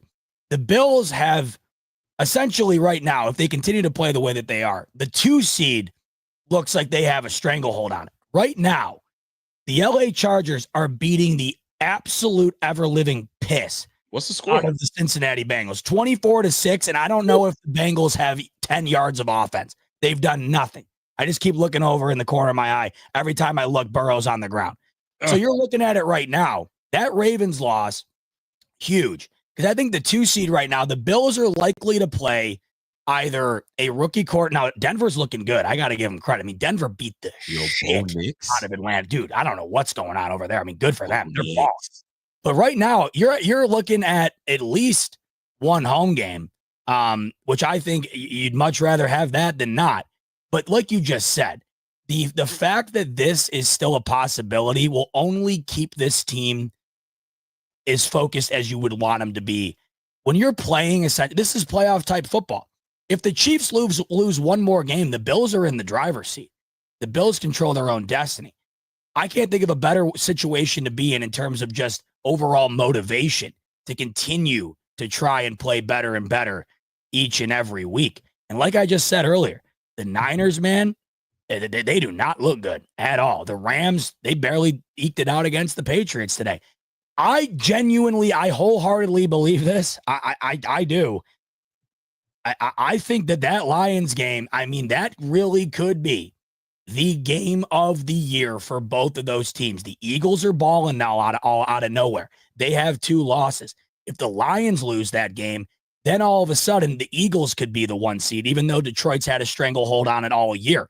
And then with the Bills, if they win that game, KC would have to lose one more. Yep. That could be the 1 seed for them. That's the difference. I think it all comes down to that game, Rico, and it would not have been possible if they didn't do what they did today.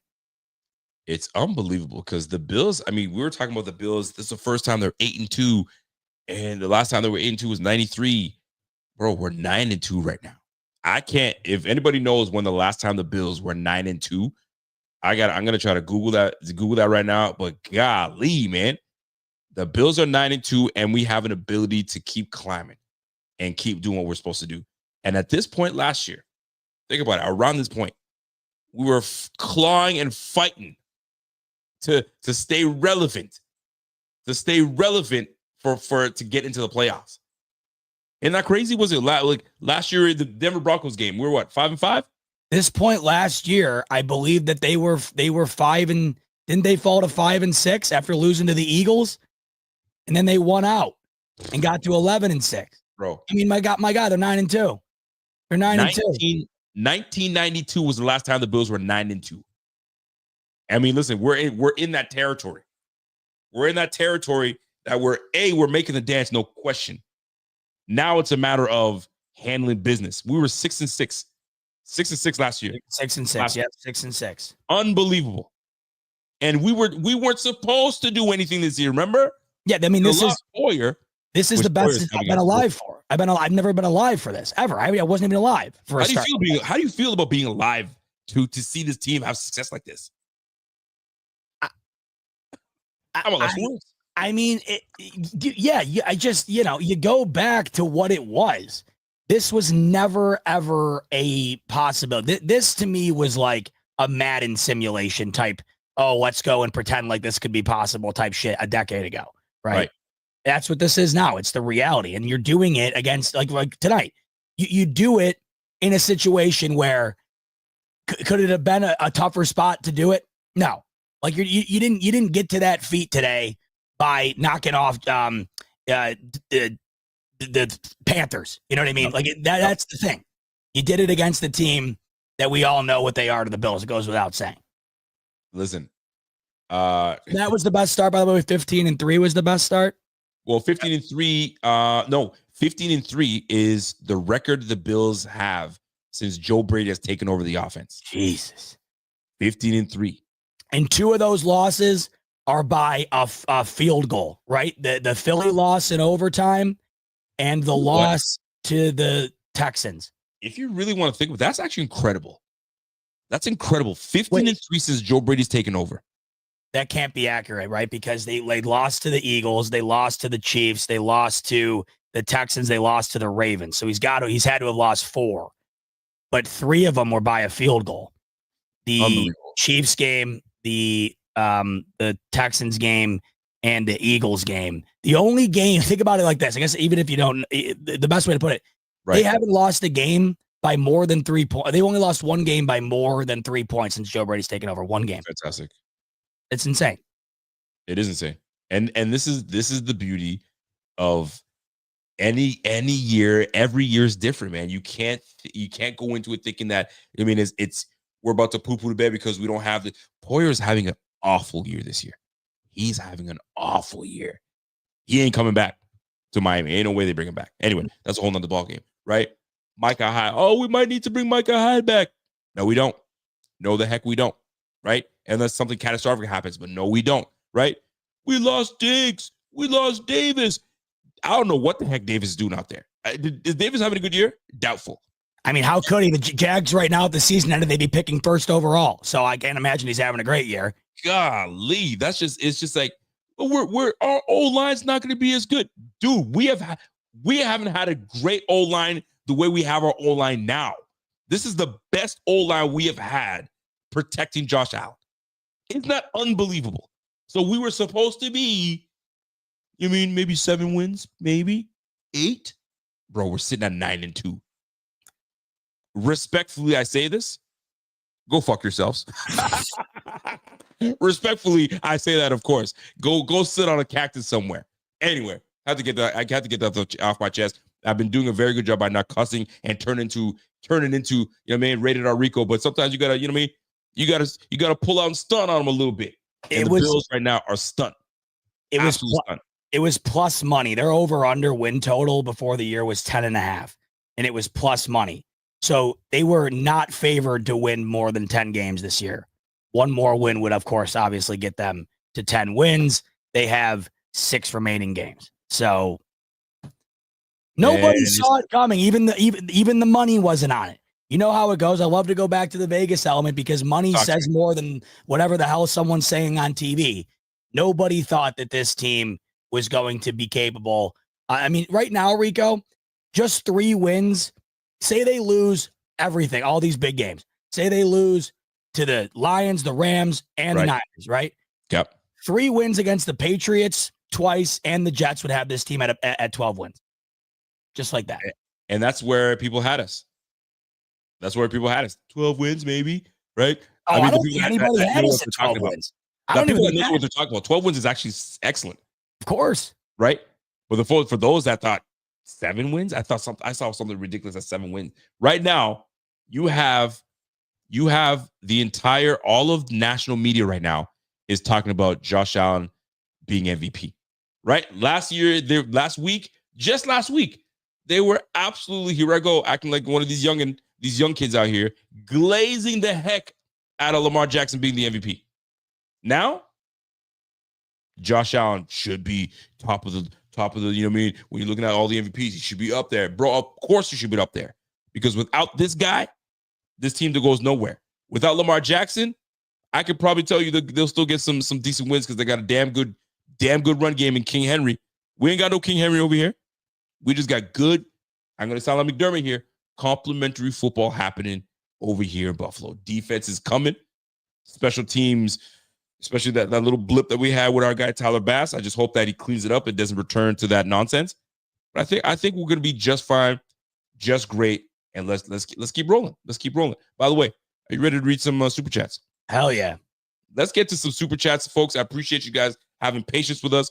We'll get through them and we'll go from there. By the way, we're going to start off right off the rip with a new member. Kev. Bayo. I gotta hit that bell, man. Welcome to the big squad. My guy Kev, we appreciate you, man. Real talk. We always want to build the channel and build supporters. And a lot of the supporters that we have actually with the big squad. And we want to change it. Big squad. I mean, we started off because I used to hit this bell. I gotta get a new bell, by the way. But for the most part, we don't do this and we don't have this channel without the support from Big Squad. So we appreciate you. Much love. Much love to my guy Kev.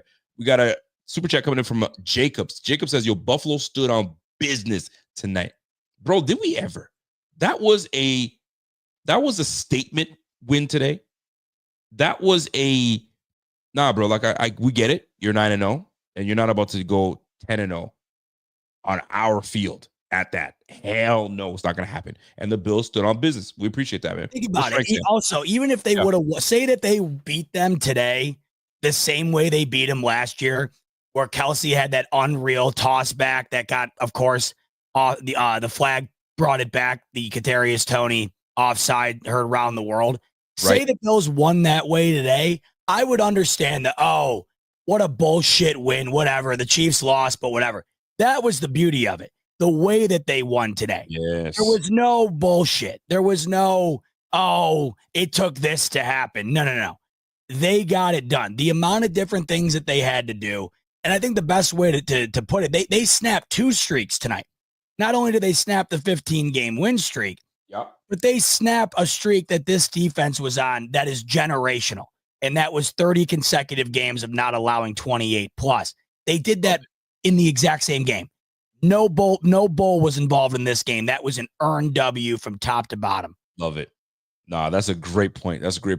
My man Frank says, yo, Bot and Rico on time is more surprising than today's win. Let's effing go. Allen MVP stock is rising. Oh, you best believe stock is rising. Listen, the stock has been rising, right? It was just a matter of time until we had to do it against an opponent that people feel that should be respected, right? You beat the Jacksonville Jaguars, no big deal. You beat the Miami Dolphins, okay, whatever. You beat the Colts with Joe Flacco, sure. So everybody wants to talk about, oh, you beat this team, that team, not enough pressure. Okay, now we beat a team with Pat Mahomes, Super Bowl defending champs, Hall of Fame quarterback, Hall of Fame tight end, Hall of Fame QB. What more do you want from us? Okay, now we did it. Now back off. Right now, currently, they have a Hall of Fame receiver, a Hall of Fame quarterback, a Hall of Fame tight end, a Hall of Fame defensive coordinator, a Hall of Fame offensive or a Hall of Fame head coach, a Hall of Fame GM, right? A Hall of Fame owner, inevitably. Like that's what they got going on right now. So it's just there's levels to it. And by the way, once again, one more thing just to show you what these Bills have been. They became the first team in the Mahomes era to have 4 wins over Patrick Mahomes. No other team has 4 W's over Mahomes, not a single one. That's the Josh Allen effect. That's the Josh Allen effect, straight up and down. Richie Fresh. Apologies. How's killing a bottle of Ciroc along with Pierre? I told you, Bot. 59 is coming. 59 incoming. Oh, and we're without Coleman and Kincaid, etc. Shot time. Yo, my man Richie Fresh is probably half in the bag right now, or all the way in the bag. Dude, Richie's been drinking like that for the last 6 weeks. Pierre's got him knocking him back. I mean, that's what the 6-game win streak. If you're drinking during it, I'll tell you, you're drinking right now. You're drinking. He's prepped and ready to go. By the way, big shout out to Shauna Duffy or Shayna. I don't know if it's Shayna or Shauna, but Shanna or Duffy, Miss Duffy. Appreciate the super chat, super sticker. Much love, much appreciated. Listen, you guys have hard-earned money in this economy, and the fact that you guys are spending it with us, you can't understand how much we do appreciate it. We really do, and it means a lot to us. Let's keep it rolling. We appreciate that, girl. What's Eric Duloc saying? I feel so good. This was a perfect end to the weekend with a great B-Day for my son, and a win against the Chiefs was the icing on the cake. Edic, baby, good for you. What a weekend. Happy birthday to your son. And like you just said, I can't think of a better way to celebrate it. And Rico's birthday is coming up this week, so he knows the feeling. No better gift on the planet than what the Bills gave to you this afternoon. Listen, November babies stand all the way up. All the way up. One of the most boring months in the year. Actually, that's not true. It's one of the most exciting months in the year. But November is what's up. Because if you really think about it, November, if let me go side note here.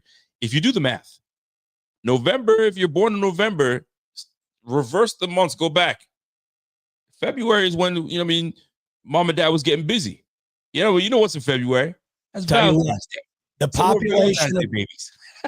well, I was just going to say the population of the city of Buffalo could triple Buddy. in the month of November if the Bills ever won one in February, to your point, because think Listen, about it. It's good for the economy. It's going to be great. The Bills winning is good for the United States of America. It's good for America. There's no better way to put it.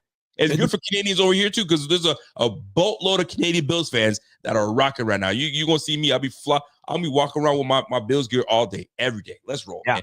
Man. So Jacob, appreciate you. We got a new member, Jacob. Jacob, welcome to the squad. Jacob, what's good, baby? Appreciate it. Much love. Let's keep it rolling. We got a super sticker from Chris Massey. Chris Massey showing some love, man. Appreciate you, Chris. Much love, baby. Much love. Let's go to Felipe Flores or Felipe. AKA Jolly Pop. Oh, he's got the AKA in there? Oh, bro, we got to read this. He's got the nickname. Mahomes looking like Peterman with those INTs. I hear it's because he prefers boneless wings. Listen, man, I'm going to tell you something, man. My brother-in-law, I went to go visit him in Alabama, and we went to this wing spot. And ironically, we're trying to get some wings, and he goes, "Do you guys have any boneless wings here?" I said, "What? Chicken nuggets, you mean?" He goes, "No, boneless wings." I was like, "Nah, chicken nuggets. That's what you ordering, bro. If you ordering wings with me, bone in, pause. What you get, you know what I'm talking about." He's like, "Nah, man, I'll stick to my boneless wings." I've never been so like, man, you sit over there while I eat my wings, bro. Boneless Really? wings. Get They're it together. not wings. They're chicken nuggets. They are chicken nuggets. Calling them wings is a disgrace. Blasphemy. Straight up blasphemy. All right, let's keep it rolling here. Felipe. And you know what? Not only did Shanna show us love with a super sticker, she became a member of the Bing Squad. Shanna, you know what's coming down. You got that, girl. Welcome to the Bing Squad. Let's keep it rolling. And for those that are wondering how to join the Bing Squad, it's very simple. www.supportbf.com. Everything that we got going is right there. If not, there's a little at the bottom of the chat. You can actually join the Bing Squad by joining there. All right, folks, let's keep it moving. Richie Fresh comes in and says, "Legend has it, Alan Sachs is still a wheel." Alan Sack is still in a wheelbarrow. Oh, I yeah. mean, listen, man, he walked off with his sack in a wheelbarrow. That's for damn sure. Alan's So, got you know that Randy Marsh sack, baby. Just strutting down the street. Those things weigh 20 pounds each. Listen, and you know what? He'll carry him. Damn right. Love to Matt Flynn. Matt Flynn showing us love, former quarterback in the league, showing us some love. What's Johnny saying? Johnny D is saying, "I need stuck my chest out and say, what's up? Oh, no, Diggs. Oh, no, Milano. Oh, down year. Oh, division up in the year. OKC undefeated. Oh, no, Keon Coleman, Kincaid. Oh, no, starting tackle." John's fired up, and it's for good reason. There was out of all the predictions I saw this week, anyone who didn't want to pick the Bills this week, that was their reasoning for the most part.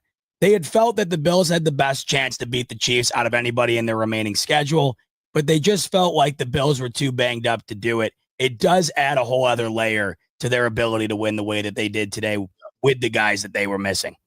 No, you nailed it, man. I mean, and Johnny, you got it, man. Like all the excuses. No. We good over here. Matt is money. What up, Matt Money? Matt Money comes and says, "Yo, Rico, I called the Curtis Samuel game. He showed up for us today, Rico. Not only am I proud of our boys for winning the way we did, I'm happy I won some money on these Bills, and I bet Curtis to score." Whoa. Dude, Nice. That's a big one. Nothing better than when you're able to get your team gets the win. On top of that, you make a little money on the side for whatever bets you do. The trifecta is when your fantasy team wins, you make some money, and your team wins. That's a trifecta. Right now, I'm enjoying 1 out of 2. My team won, but my fantasy team took an L today. Yikes. My fantasy team's killing me. I had Goff and Amon-Ra St. Brown, both 40 points each, still going to lose. That's how screwed I've been. Who the hell did you face? No, it wasn't even that. I had 5 players scored 9 or less, and I have George Kittle. George Kittle was a game time decision, decided not to play. I had to start Tucker Kraft, 0 points, Rico. 0. He was the number 8 tight end going into the game. I mean, just my luck. I'll tell you, man. I had Sam Laporta that I had to bench, and I had to take his backup quarterback, his backup tight end, thinking that he was going to get me some 7 points. That's it. Come on now, Brock Wright. You give me better than that, but yeah, I'm going to take an L today. I don't like it. I'm not very pleased. Let's keep it rolling with the super chats, and we got 445 block. Yo, Z-Bot. Notice how we quickly shut Worthy down.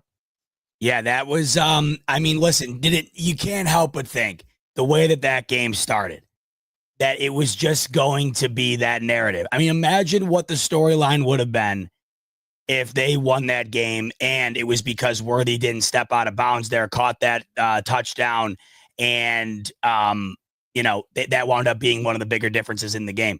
They did. I mean, they did. The way that game started, there was no reason to believe that he would be held to the number he wound up being held to. They were just getting him going early and often, and he scored a touchdown.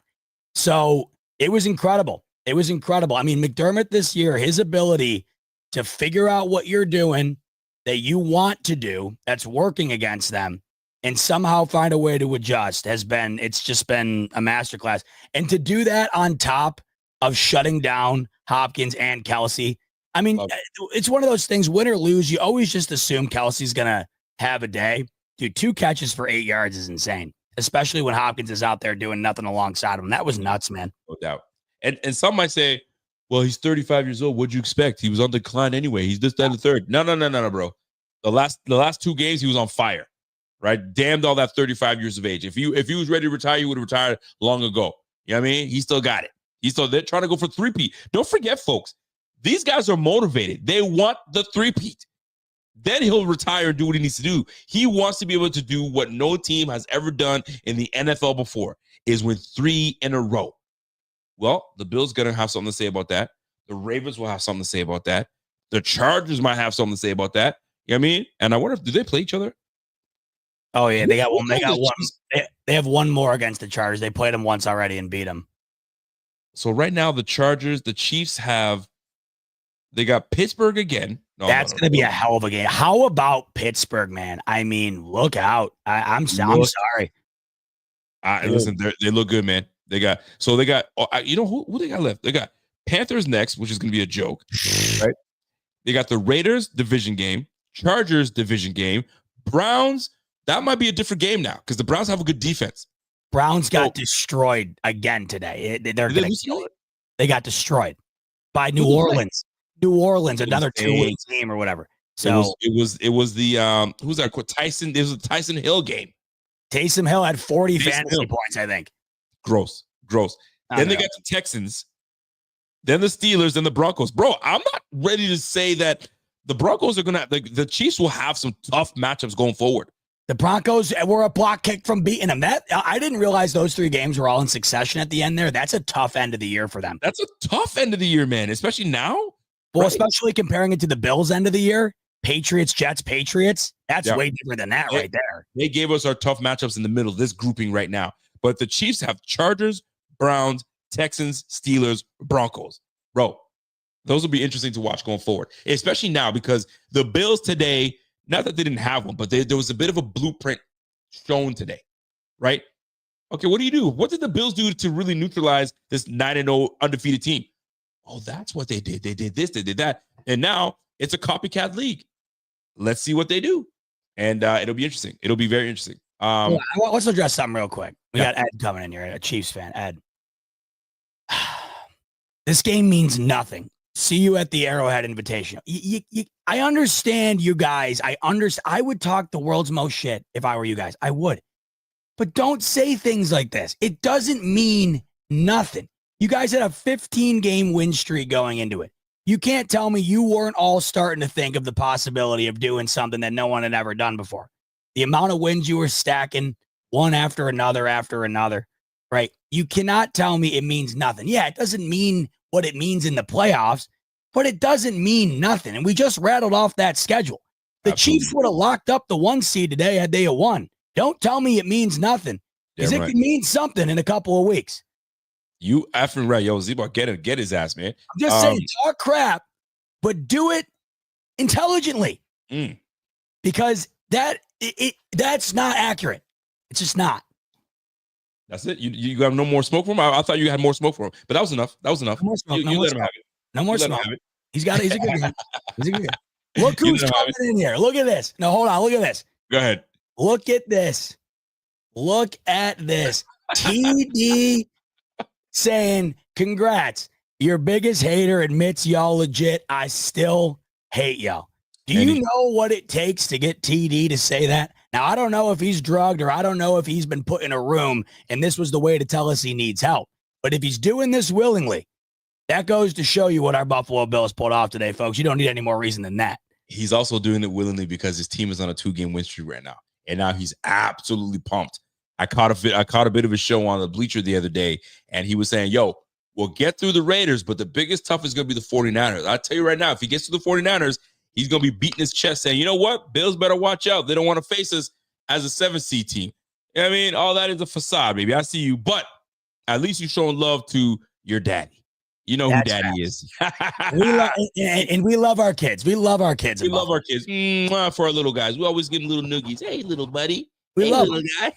I will say though, Miami did impress me a bit against the Rams. I did not expect that defense to dominate them the way that they did. But speaking of the division, we'd be remiss to not just mention, by the way, how about that J-E-T, Jets, baby, another beauty today. Anthony Richardson 2 weeks ago wasn't good enough to be in this league, and that Jets team just let the guy put up 28 on him. How about it? Give it up for them Jets. Clap it up. Anthony Richardson absolutely came through and handled business again. Like, yo, what's up with the Jets, man? What's going on? Is Aaron Rodgers the problem? He ain't the solution. I'll tell you that. Oh, my gosh, man. And they love it. Like we talked about, they got to bring him back. They have to bring him back. You can't start all over. You got to bring that brother back. It's that simple. That simple. Anyway, we'll get back. We'll touch on the Jets a little bit. Matt is money. MIM says, yo, love celebrating with y'all boys. Let's stay humble and win this one again in the playoffs. This feels different, by the way, Bot. 17, he's the MVP. Stop it. I mean, listen, I think Bot knows that right now is probably neck and neck. I mean, he knew it before too, it was neck and neck, but you had no choice but to give it to Lamar. Lamar was playing lights out. But you got 4 losses now, Lamar. And you took an L today, Lamar. So, you know what I mean? That's the point you made that I just, based on how they were playing, I guess I gave them too much. I gave the team too much credit in a sense that I figured that the couple of BS games that they had, they would find a way to just move on from that. They haven't. They have not done that. And Lamar today, back then, what I had said, Lamar has to take a massive step back in a big spot. Yep. Josh Allen has to take a massive step forward in a big spot. Today, that game was huge. Exactly. The Steelers now have a 2-game lead on them in the division, and I don't think that they're making it up. They got to play him again. Not only that, Lamar was 16 of 33 with a pick. Meanwhile, is that what his numbers were today? 16 of 33 today, Rico. And they held Derrick Henry to, I think, 60-some yards of rushing. We know that Steelers D is legit. But the narrative going in, Lamar cannot beat the Steelers. And he couldn't beat him today. That was a playoff-type game for them today. He did not show up the way that he's been playing the last few weeks. Meanwhile, Josh Allen just snapped a 15-game win streak on the back of a game-winning touchdown, a phenomenal performance outside of a couple blemishes with a bunch of his starting cast without it being surrounded by him. So you needed what you saw today, and that's exactly what you got. It's a race once again, 100%. All right, listen, man. Welcome. This is why I love the NFL, man. You gotta love the NFL because of these very things that happen, man. Like it's the greatest game. It's the greatest game, man. Because like you need everybody to show up, and if someone doesn't show up, it's over with. And you gotta love it, man. So shout out to the Bills. Shout out to what the Chiefs did today. And listen, man, we're gonna see you guys again. We will see you guys again, and that's gonna be what I'm looking forward to. Let's move on. Let's get to Kev. Our guy Kev comes in and gives us another super chat. Much love to Kev. I didn't give a damn about the first turnover. I knew from the moment our offense went down the field and banged in that touchdown, we'd be okay. And then at the time Josh put the game on ice, bro, listen, we all felt that way, brother. We all felt that way. We felt real good. TD over here on the stream bowing at the Bills altar. I mean, he knows. He recognized real. You know what I mean, at the end of the day. And he gets it. He sees what's good. And now he's starting to kind of admit it. That's what I mentioned earlier. This wasn't just a win for the Bills. This was a win for any fan of the AFC. Everybody, like just last week, I host the AFC North Roundtable. So that's the Ravens, the Steelers, the Browns, and the Bengals. And every single one of them, we were talking. And it was just like, man, can you guys just do it this weekend for all of us, please? That's what it's at. So yeah, TD, as much of a Bills hater as he is, as much as anybody out there could be a Bills hater, who didn't want the Bills to get it done today? That was a victory for the league, baby. You're welcome. He says you're welcome.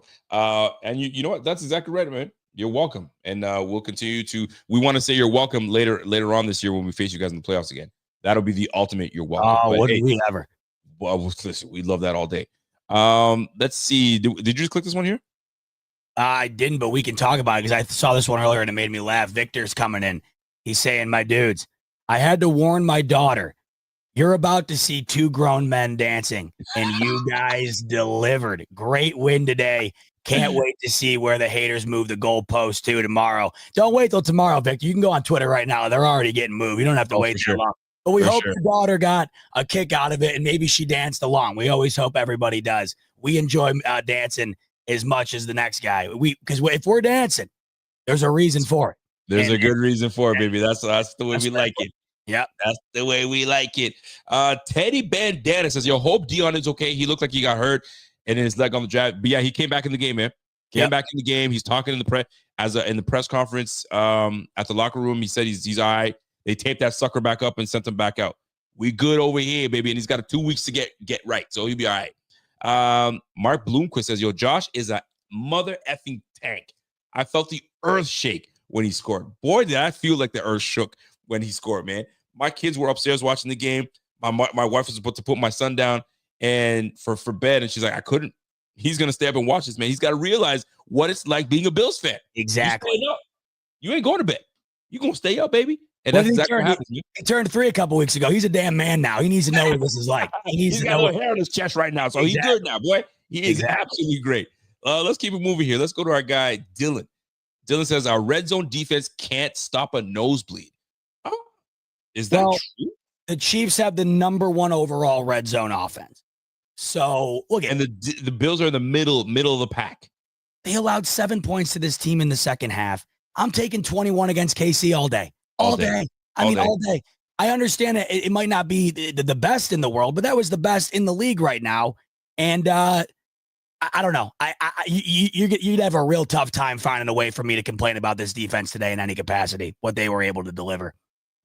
Nah, listen, you ain't going. You listen, like you said, you're not going to hear me complain about anything. We good over here. Nothing. There's really nothing to talk about. Nothing to talk about. But the Bills taking care of business. Pat Mahomes had something to say earlier today. He had a little presser, and let me just play this little clip for y'all before we get out of here. Hold on a second here. Let me close this sucker up. And before I put it on screen, do you think he'll have a sulky attitude, or he'll be all right? He'll just take it like a man. What are your thoughts? Man, I don't know. I'm torn. I feel like excuses. I feel like he's going to try to say that it was it'll motivate him or something like that. I don't know. That's what I think. I'm interested to see. I'm also interested because I have not seen anything that he's got to say. So I'm actually going to play this clip for you guys right now as this ad goes away, and then we'll get right into it with our guy. This was the post-game presser for him. I mean, like I said, that's a good football team. So I mean, nothing to hang your head on. I'm losing to them, but we feel like we can play better. So we'll get back to work and try to use this as a spark so that we can be a better football team in the end. And the undefeated thing was cool, but that's not our ultimate goal. So we'll keep building towards that. I'm hoping that it is a benefit. I mean, I'm not going to say we were relaxed, but at the same time, I feel like we were just coming away with these wins at the end of the game. And I think it's going to spark us to have more urgency, especially at the start of football games, especially with the offense. And that comes from me and turning the ball over on the first drive is something you can't do in big games like this. And so The hope is that this is a spark for us, that we can play better football going throughout the rest of the regular season and into the postseason.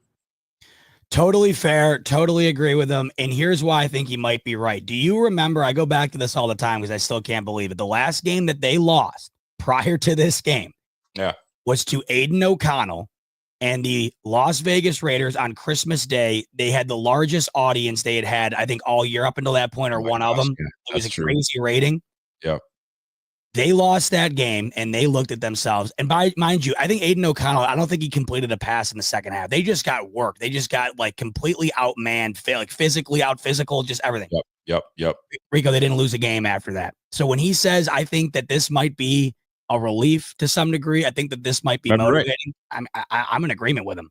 I feel like there's a burden you carry every week, and there's no way that you can alleviate it. When you win every single week and you're on a streak, you can tell yourself all you want, but you know what you're putting out on the line every time. He could be right there. I think what he said is probably, what I probably would have said if I was him. Listen, that as a losing team, I think, you know what though? The pressure now it removes. But here's the big thing though. There's a few games that you should have lost. Like the fact that you guys were 9-0 was already insane already, because there were some games where like, you had no business winning that game. That block kick against Denver, you should have lost that one. We should have sent you in the 2-game losing streak, so on and so forth. It doesn't really matter. We are where we are at this point. But at the end of the day, getting that win today could catapult a lot of things, right? And losing sometimes gets you in a lull. We've been there. We lose one. All of a sudden, didn't we get to like a 2-game losing streak this year? Yeah. We had a 2-game losing streak at one point. We're like, oh shit, we need to climb out of this thing. So maybe this is one of those things the Bills have done. They've opened the portal up where teams are now like, oh, so that's what they did. That's what they attacked. All right, go from there. But you're also playing against a Hall of Fame quarterback. He'll figure things out. Here's a crazy stat for you. If you were to have flipped going into this weekend, if you were to have flipped every single one-score game's outcome, the Bengals would be the 1 seed and the Chiefs would have been 2-7. There you go. So that they were playing with fire, and maybe now they'll try to be a little bit more convincing. Well, they got no choice. They got to do it up. Here we go. GQ Bob comes in and says, hey, not clutch, turnover machine. That run from Josh Allen has been added to his game-clinching moments versus the Chiefs in the regular season. 2 hurdles, and now add this run to his resume. Bro, you're right, man. He had that one hurdle that he had. I didn't like it because Nick Bolton came in and gave him a shot to the side. I was like, take it easy there, bro. Take it easy, man. We can't have you keep doing that type of stuff, man, because we need 17 the rest of the way. That's what's always killed me about Allen's narrative against the Chiefs. Some of his most iconic moments in his entire career have come against the Kansas City Chiefs. Isn't that crazy? Unarguably. Now, I know they haven't all resulted in wins, but it was funny. I was in Nashville for my brother-in-law's bachelor party this past week, and we were at a barbecue joint, and they had on my brother-in-laws aren't like huge football guys. My brother-in-law, Gary, who is getting married, he's becoming a big Bills fan, which has been fun to watch. But I was out with my other brother-in-law and a couple other guys, and on the TV, they had the Bills divisional game from 2020 on. And my brother-in-law runs up to me. He goes, dude, is this live right now? I go, do you think it's live right now? Do you think I would be here right now? He's like, good. He's like, I had to ask you because I'm like, I can't believe what I'm watching right now. I'm like, dude, no. We wouldn't be having this conversation right now. No, we would not be. We certainly would not be. Well, you know what is live right now is Hayes McClendon becoming a big squad member. We appreciate you, man. Yo, you have no idea, man. This means a lot to us that you guys are joining in droves like this. Much love. And let's get that 30,000 subscribers. We want to do a big giveaway when we get to 30,000. So let's roll, man. Let's keep it rolling. Much love to my guy, Hayes McClendon. My guy. Mike Perez says, yo, let's go 49ers, man. Let's effing go. Well, I have a buddy of mine that's a 49ers fan. I'm sure he's kicking himself in the pants right now. So 49ers next up. Even with CMC back, last week they easily could have lost to the Bucs and they lost to the Seahawks today. Bills beat the piss out of Seattle. I don't know what's going on over there. Well, they're 5-5 right now, Rico. Listen, we just got to handle business the way we need to, and bring that defense. This defense is what's really coming along, man. We are giving the ball. We're taking the ball away. That's the biggest. I think we lead the league in takeaways. We're giving the ball back to Josh Allen, and Josh Allen's delivering. That's what's mattering right now, and I love everything that we're doing. Good. Yeah, I think we have some of the most points off of turnovers, and I think we have the best turnover differential or one of them. So yeah, it's been a huge factor. We're killing the game, and that's the way I like it, man. Let's keep it moving to Blue Buffalo comes in and says, "What about that bad spotting of the refs, bro? They tried it. We got the first down the play after, but I hated when Josh went for a slide and they brought it back, bro. Give it to him earlier than that, man. They tried it though. There's subtle ways that these refs try to, impose their will in these games, bro. This game is not about you, referee. Just be there just to make sure everything goes right. You ain't got to change the game. I hate when they do that. What's Signified No saying? What's our guy saying? He hates Lamar. He's saying it's actually an easy comparison. Lamar is a playoff choking bum. Josh isn't. I mean, this is the last year, I think. The thing is that the Ravens defense is just so bad. This is why I just don't think that they have a legitimate chance to really run the table like their offense might have you thinking that they could. But yeah, I mean, this is one of those years where if, say, Lamar wins the MVP again, as you've brought up, Signified, and then you would wind up having more MVPs than playoff wins. Yeah, it's already a narrative, and it will continue to grow this year if they continue to keep putting out on display things like what they did today, because that offense is not 7-4 bad. Like that offense is good enough to be a team right now that has one loss, two losses. They're 7-4 right now, which is crazy to think. So we were talking about the differential, and right now Detroit Lions are plus 159 in the point differential. And the Bills are at 106, plus 106. So the Detroit Lions, man, they're putting up points, man. They're putting up points. You gotta give it to them. They're rolling, man. They are absolutely rolling. They got an 8-game win streak right now, and the Bills are sitting at a 6-game win streak. So that'll be nice, man.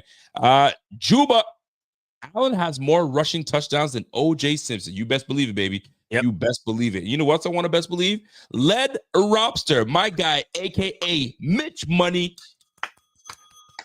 My guy, Mitch. Welcome to the base club, my guy. Appreciate it. I love it. He was like, yo, they call me Led Robster, but you call me Mitch. So I remember that, Mitch. What's good, Mitch? Love it. What's happening? Dan Echo. Dan says, yo, told you, boys, we'd hand them the L. I was at the game bringing the good vibes. Oh, good for you, boy. Hell yeah. Stadium was electric. Love the Fanatics. Love our Bills.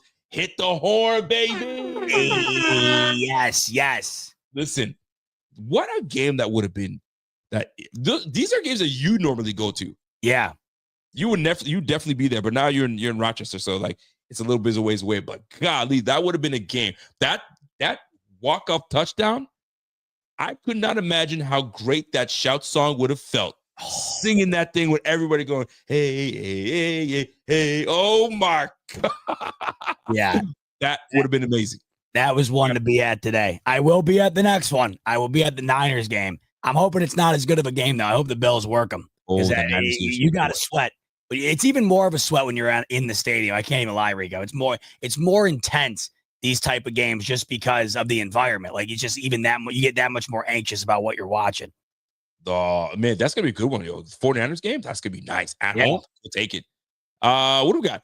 No Poyer, no Hyde, no Brown, no Coleman, no Milano. Amari doesn't want to be. Come on now. Amari doesn't want to be there. The Bills don't have. That's a wild statement to make, Brandon. Amari doesn't want to be there. They don't have Stephon. They're taking a step back. The Jets will win the division. No respect. F what anyone thinks. What are we effing? We're the effing juggernauts. Listen, yes, we're a juggernaut, but if you heard Amari Cooper today talk about how it felt like to be part of a winning team and being on the winning squad in that winning moment, he says, yo, that's as a child, that's what you hope for. That's what you want. So when it comes down to him potentially leaving the Bills or wanting to stay with the Bills, bro, I can't see Amari Cooper wanting to leave the Bills. I can't see it. Now that he's got a taste of what it's like to be a Bills Mafia and get a dub like this against a rival team like that, how do you leave?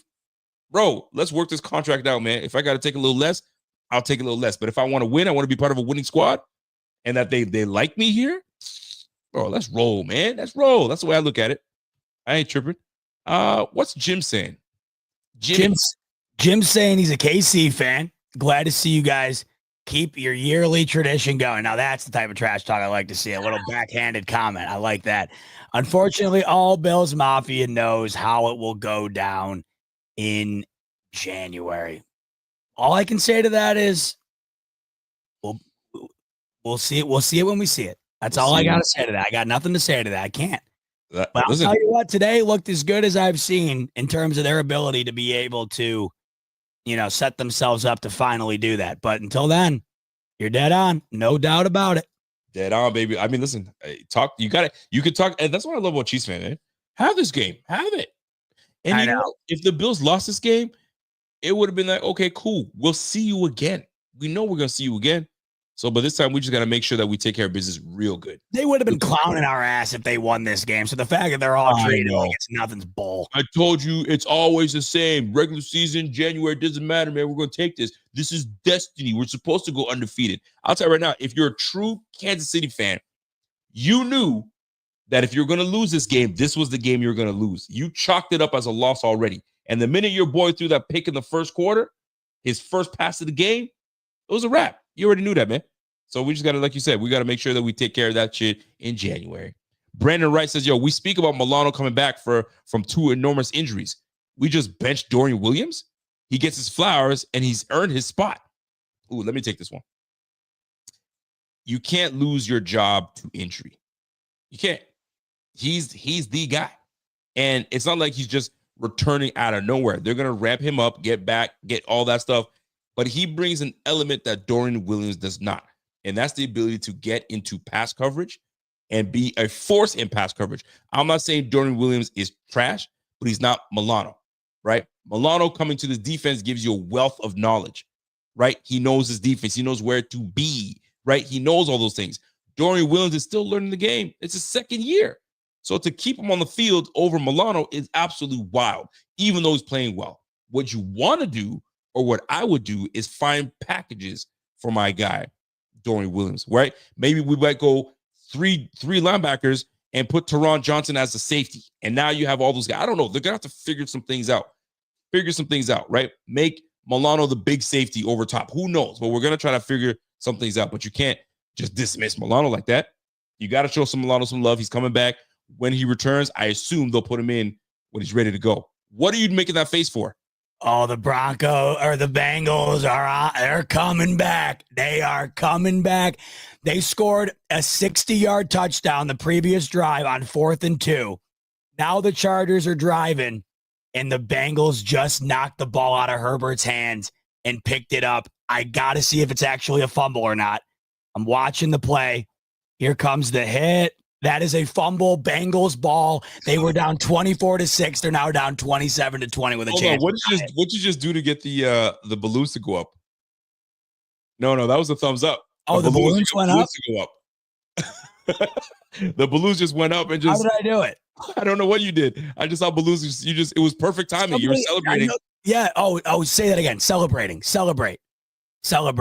I don't know, but you did something Party. and it just it got the balloons going. I don't know. What do we got here? We got Scott Dove. What up, Scott Dove? Says, Allen had a great game today. Congratulations to the Bills Mafia. Still have confidence in three-peat. Chiefs Kingdom. Listen, man. I love that Chiefs fans come in here and chop it up with us. I really do. Me too. Because there's a mutual respect for Chiefs. We have mutual respect because you guys don't come in being dickheads. Arrowhead Nation that comes into our chat, one of the most respectful Chiefs fans we have. I love him. Love that cat, man. So Scott W, it's not bad. It's a little bit of shit talk, but no doubt about it. But I love that. I can't wait till January, baby. Cannot wait. Let's go. This is what it's all about. This is what it's all about right there. Like, this is what sports is all about. It's no fun keeping it all to yourself. No doubt. Because if it was, it wouldn't be as fun if you didn't have the opposing element, right? And we appreciate people like Scott who come in and give their respect. I like that. It's a rarity these days. Usually you're getting a bunch of bullshit. So, Scott, we appreciate it. Facts. And by the way, big shout out to Bartek showing some love. Says, this is the kind of squad depth that wins a championship. Media can't say we didn't beat anyone because we beat the only undefeated team, the Chiefs. And you damn right. And we're only going to continue because right now, it becomes the Chiefs. Then the Lions are really doing some big things. And Jared Goff, I like Jared Goff, but Jared Goff has his moments that he turns into Jared Poo-Poo. So we're gonna find out what's good. So the ball is in the Bengals' hand. Okay, we're gonna see what they do. And so Joe Burrow just looked like Allen on a play. He somehow broke like 4 tackles, and then he hit Chase Brown down the middle, and they're now already in field goal range. Buddy. So this is a crazy game going down. You gotta love the NFL, baby. You gotta love the NFL. Who we got? We got Star Baby says, "Yo, let's go Buffalo, Cancer Nation." Well, appreciate that. Star Baby, what's good? Richie Fresh says, "I'm still drinking somehow." Okay. You keep it going, baby. Keep it going. Call him to work tomorrow while you're at it. Just keep going. Yo, my man, Fluffy Panda. What's good, Fluff? He goes, yo, I got Niner friends wanting to jump on board the Jaw 17 play. Bro, tell them to stick with Purdy. Purdy's their goo, man. Tell them to stick with Purdy, man. We ain't got no room for them cats. Stick with your boy Purdy, baby. Will Calls says, top 5 career play by Josh Allen. Yeah. Ooh, what'd you say? I mean, damn, that's a hell of a thing to think about out of nowhere, because I'd have to really think. That's a tough one, man. We'd have to go through all of Josh has had some memorable plays, but this is definitely up there. I'll give you top 10 until I can go and look. How about that? I'll give you top 10 until I can go and look. Absolutely. Brandon Wright says, you know what? F it. I'm joining the YouTube page. Let's go, Brandon. Brandon Wright coming through says, you know what? I want in that party. Let me get in that party, baby. Let's do it. Alexander Nishimura? Nishimura. Yeah. Big cape to Josh Allen, little cape to Lil Shakira. Listen, man, we'll take it. Lil Shakira. We'll take it. Listen, man, these guys put on their capes today. Josh Allen certainly put on the cape and went like this and said, you know what? I know this is Cam Newton's thing, but I'm going to take mine today. I'm going to show my ass and be Superman and take over and walk off. Edic. My fantasy team, Buffalo Mafia, won today as well. And this win got me first place. Bills players on my squad. Dude, risky to do that, but you did it. I know. I try to avoid doing it because I hate double downing on like if it doesn't, you know what I mean? Like I just hate it. Absolutely. What's our guy Brandon saying? Brandon's saying that there's no reason why I haven't subscribed over a year ago. I'm a lifer. Happy birthday, Rico. Love you, bot. What, Brandon? What the hell? Welcome, to tap a buy. Well, better late than never, damn it. Good Much to have love you, to Brandon. Much love to Brandon, man. Yeah, did it, Brandon. We're proud of you. We're proud of you. Yes. What's Thank Andrew you, saying? Andrew's saying, man, this is the best weekend in a while. My girlfriend surprised me from college in Ohio. Got my first deer. It's hunting season out here. So he got his first deer. Buck. Damn, 9-point buck. And we beat the Chiefs. Man, people are having a damn weekend this weekend. I'm happy, man. Everyone's happy right now. How could you not be? Let's go, Andrew. Congrats, bro. Congrats. You ever have deer before? Venison, yeah, but I'm not a hunter. No one in my family ever was, so I've never been, never done it, never been into it. But a lot of people are, that I grew up with in our area, they're big into it, huge. And you've had venison, and it tastes. Yeah, like I wouldn't go out of my way to get it, but if it's around, I'll definitely eat it. Yeah, for sure. What's it taste like? Have you had it? Have you had some? Yeah, it's really gamey. I mean, it's really gamey. But I like stuff like that. Like I really like rabbit and lamb, like kind of the off the beaten path type meats. Okay, I wouldn't order venison though. Like I would order lamb. I would order like some sort of rabbit or whatever, which is kind of crazy, but it's really good. Venison though, it's not. I wouldn't be considered one of my favorites or anything like that. You? Could you? I've had. What did I have? I've had it, but I was like a little nibble. But I don't think they seasoned it, right? They probably put salt and pepper. But like, could you really season it and marinate it to really taste good? I'm sure you could take the game taste out of that. Or does it just taste? Yeah, no, you definitely could. But there's like venison sausage is good. Venison jerky is good. There you go. Okay. But yeah, I mean, I'm not like huge. Because you don't really have it unless you're with someone that literally like got it themselves. You don't really go buy it. You know what I mean? That's big facts. Yo, but you know what? Congratulations to my guy Andrew. GP comes in and says, "Hey, Fins fans should thank us since they still have the undefeated season record." That's true, right? That's true. All those guys should be celebrating. You're right about that. And B, Taylor Swift just released a cover a cover of her other Shout song on Shifty. Now he's trolling. He's saying GP is saying that Taylor Swift just dropped a cover of the Bills Shout song. Which would be, I'll tell you what, that would be a classic. That would be a classic if she did that. That I would be did see a big Taylor Swift commercial during the game, by the way, that I had never seen before, and I couldn't help but think that was not a coincidence. It was her releasing some new vinyl album at Target, and I had not seen it prior to this, so I have a feeling that might have been a bit calculated there. But hey, it's funny. She wasn't. I'm surprised. Touchdown Bengals, Jamar Chase, and we are tied. Unbelievable, Jamar Chase, bro. If they had like 2 more wins, he's offensive player of the year. I don't think it's that close. He's playing lights out right now. He's playing lights out. Hold on a second. So was Taylor Swift at the Bills game today? No, I had read it. She did Which not. Is weird because she has a concert in Toronto right now. She's in Toronto, gouging people for their money. I'm surprised she didn't make the trip to Buffalo. Crazy. She did not apparently have a great experience during the divisional game.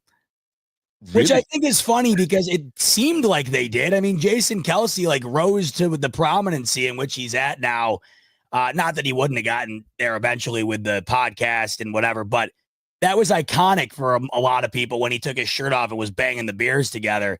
And it looked like they had a good time, but apparently Taylor Swift did not enjoy her time at Buffalo the last time she was there. Oh, go away. I'm shocked she wasn't there, though. She always shows up. She's been at like every game this year. I know. I'm glad she didn't show up today because it would have been panning all over the place. Oh, there's Taylor Swift. Get out of here. I know. Alexander Nishimura says, football gods willing, beginning of the end for KC. I don't know about all that yet. I don't know about they still got Pat Mahomes. He's still that dude. Why wasn't there a booth review for that catch? I don't know either.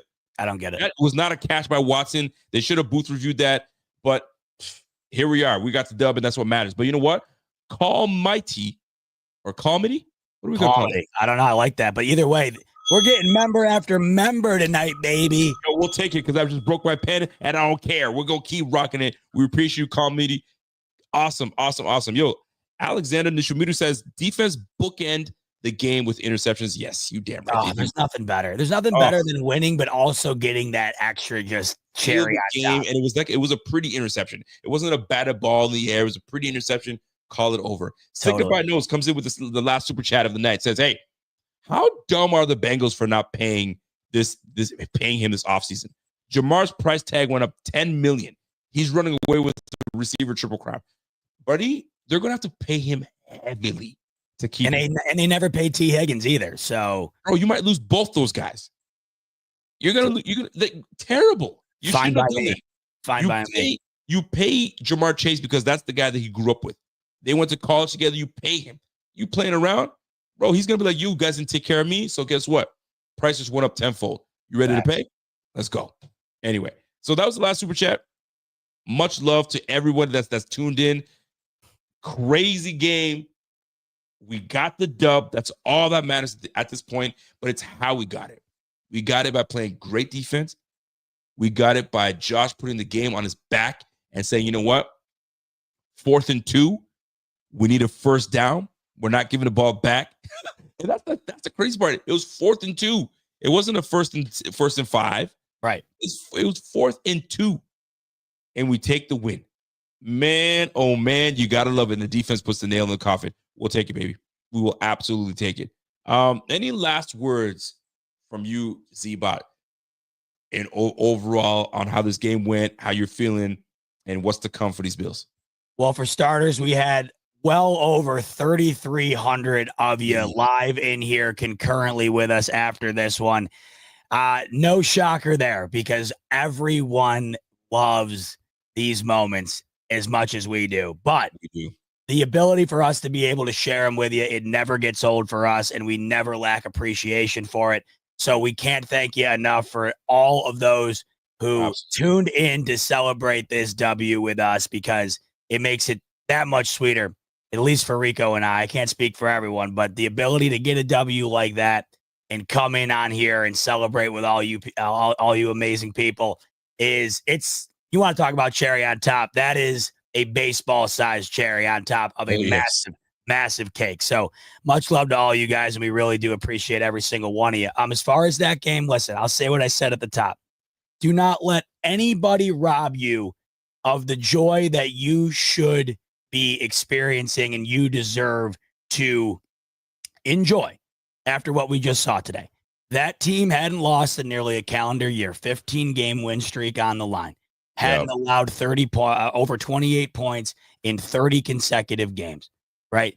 That team right there has been the best team in football for years. And the Bills have been the best team in the NFL in terms of being able to compete with them. It has not been at the highest moment in which they've been able to get it done. But they proved to you once again that come January, this team is going to be prepared once again to at least try and do it. And that's all you can ever ask for. You can't get it done unless you get the opportunity to do it. The Bills have done everything up until this point to allow themselves that opportunity.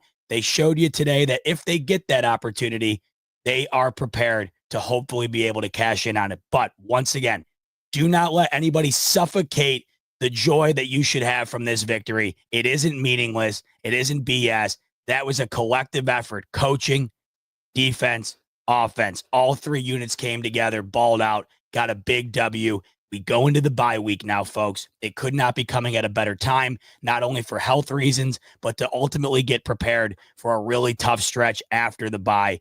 A lot to be feeling great about right now, and I really hope you guys enjoy the euphoria that I think comes from this over these next 2 weeks, because that was, folks, one of the bigger Bills W's, I think, in a long time, not just because of the victory itself, but all the circumstances surrounding it, including maybe a small ability, but ability nonetheless to keep fighting for that 1 seed. It's a hell of a day to be a member of Bills Mafia, folks.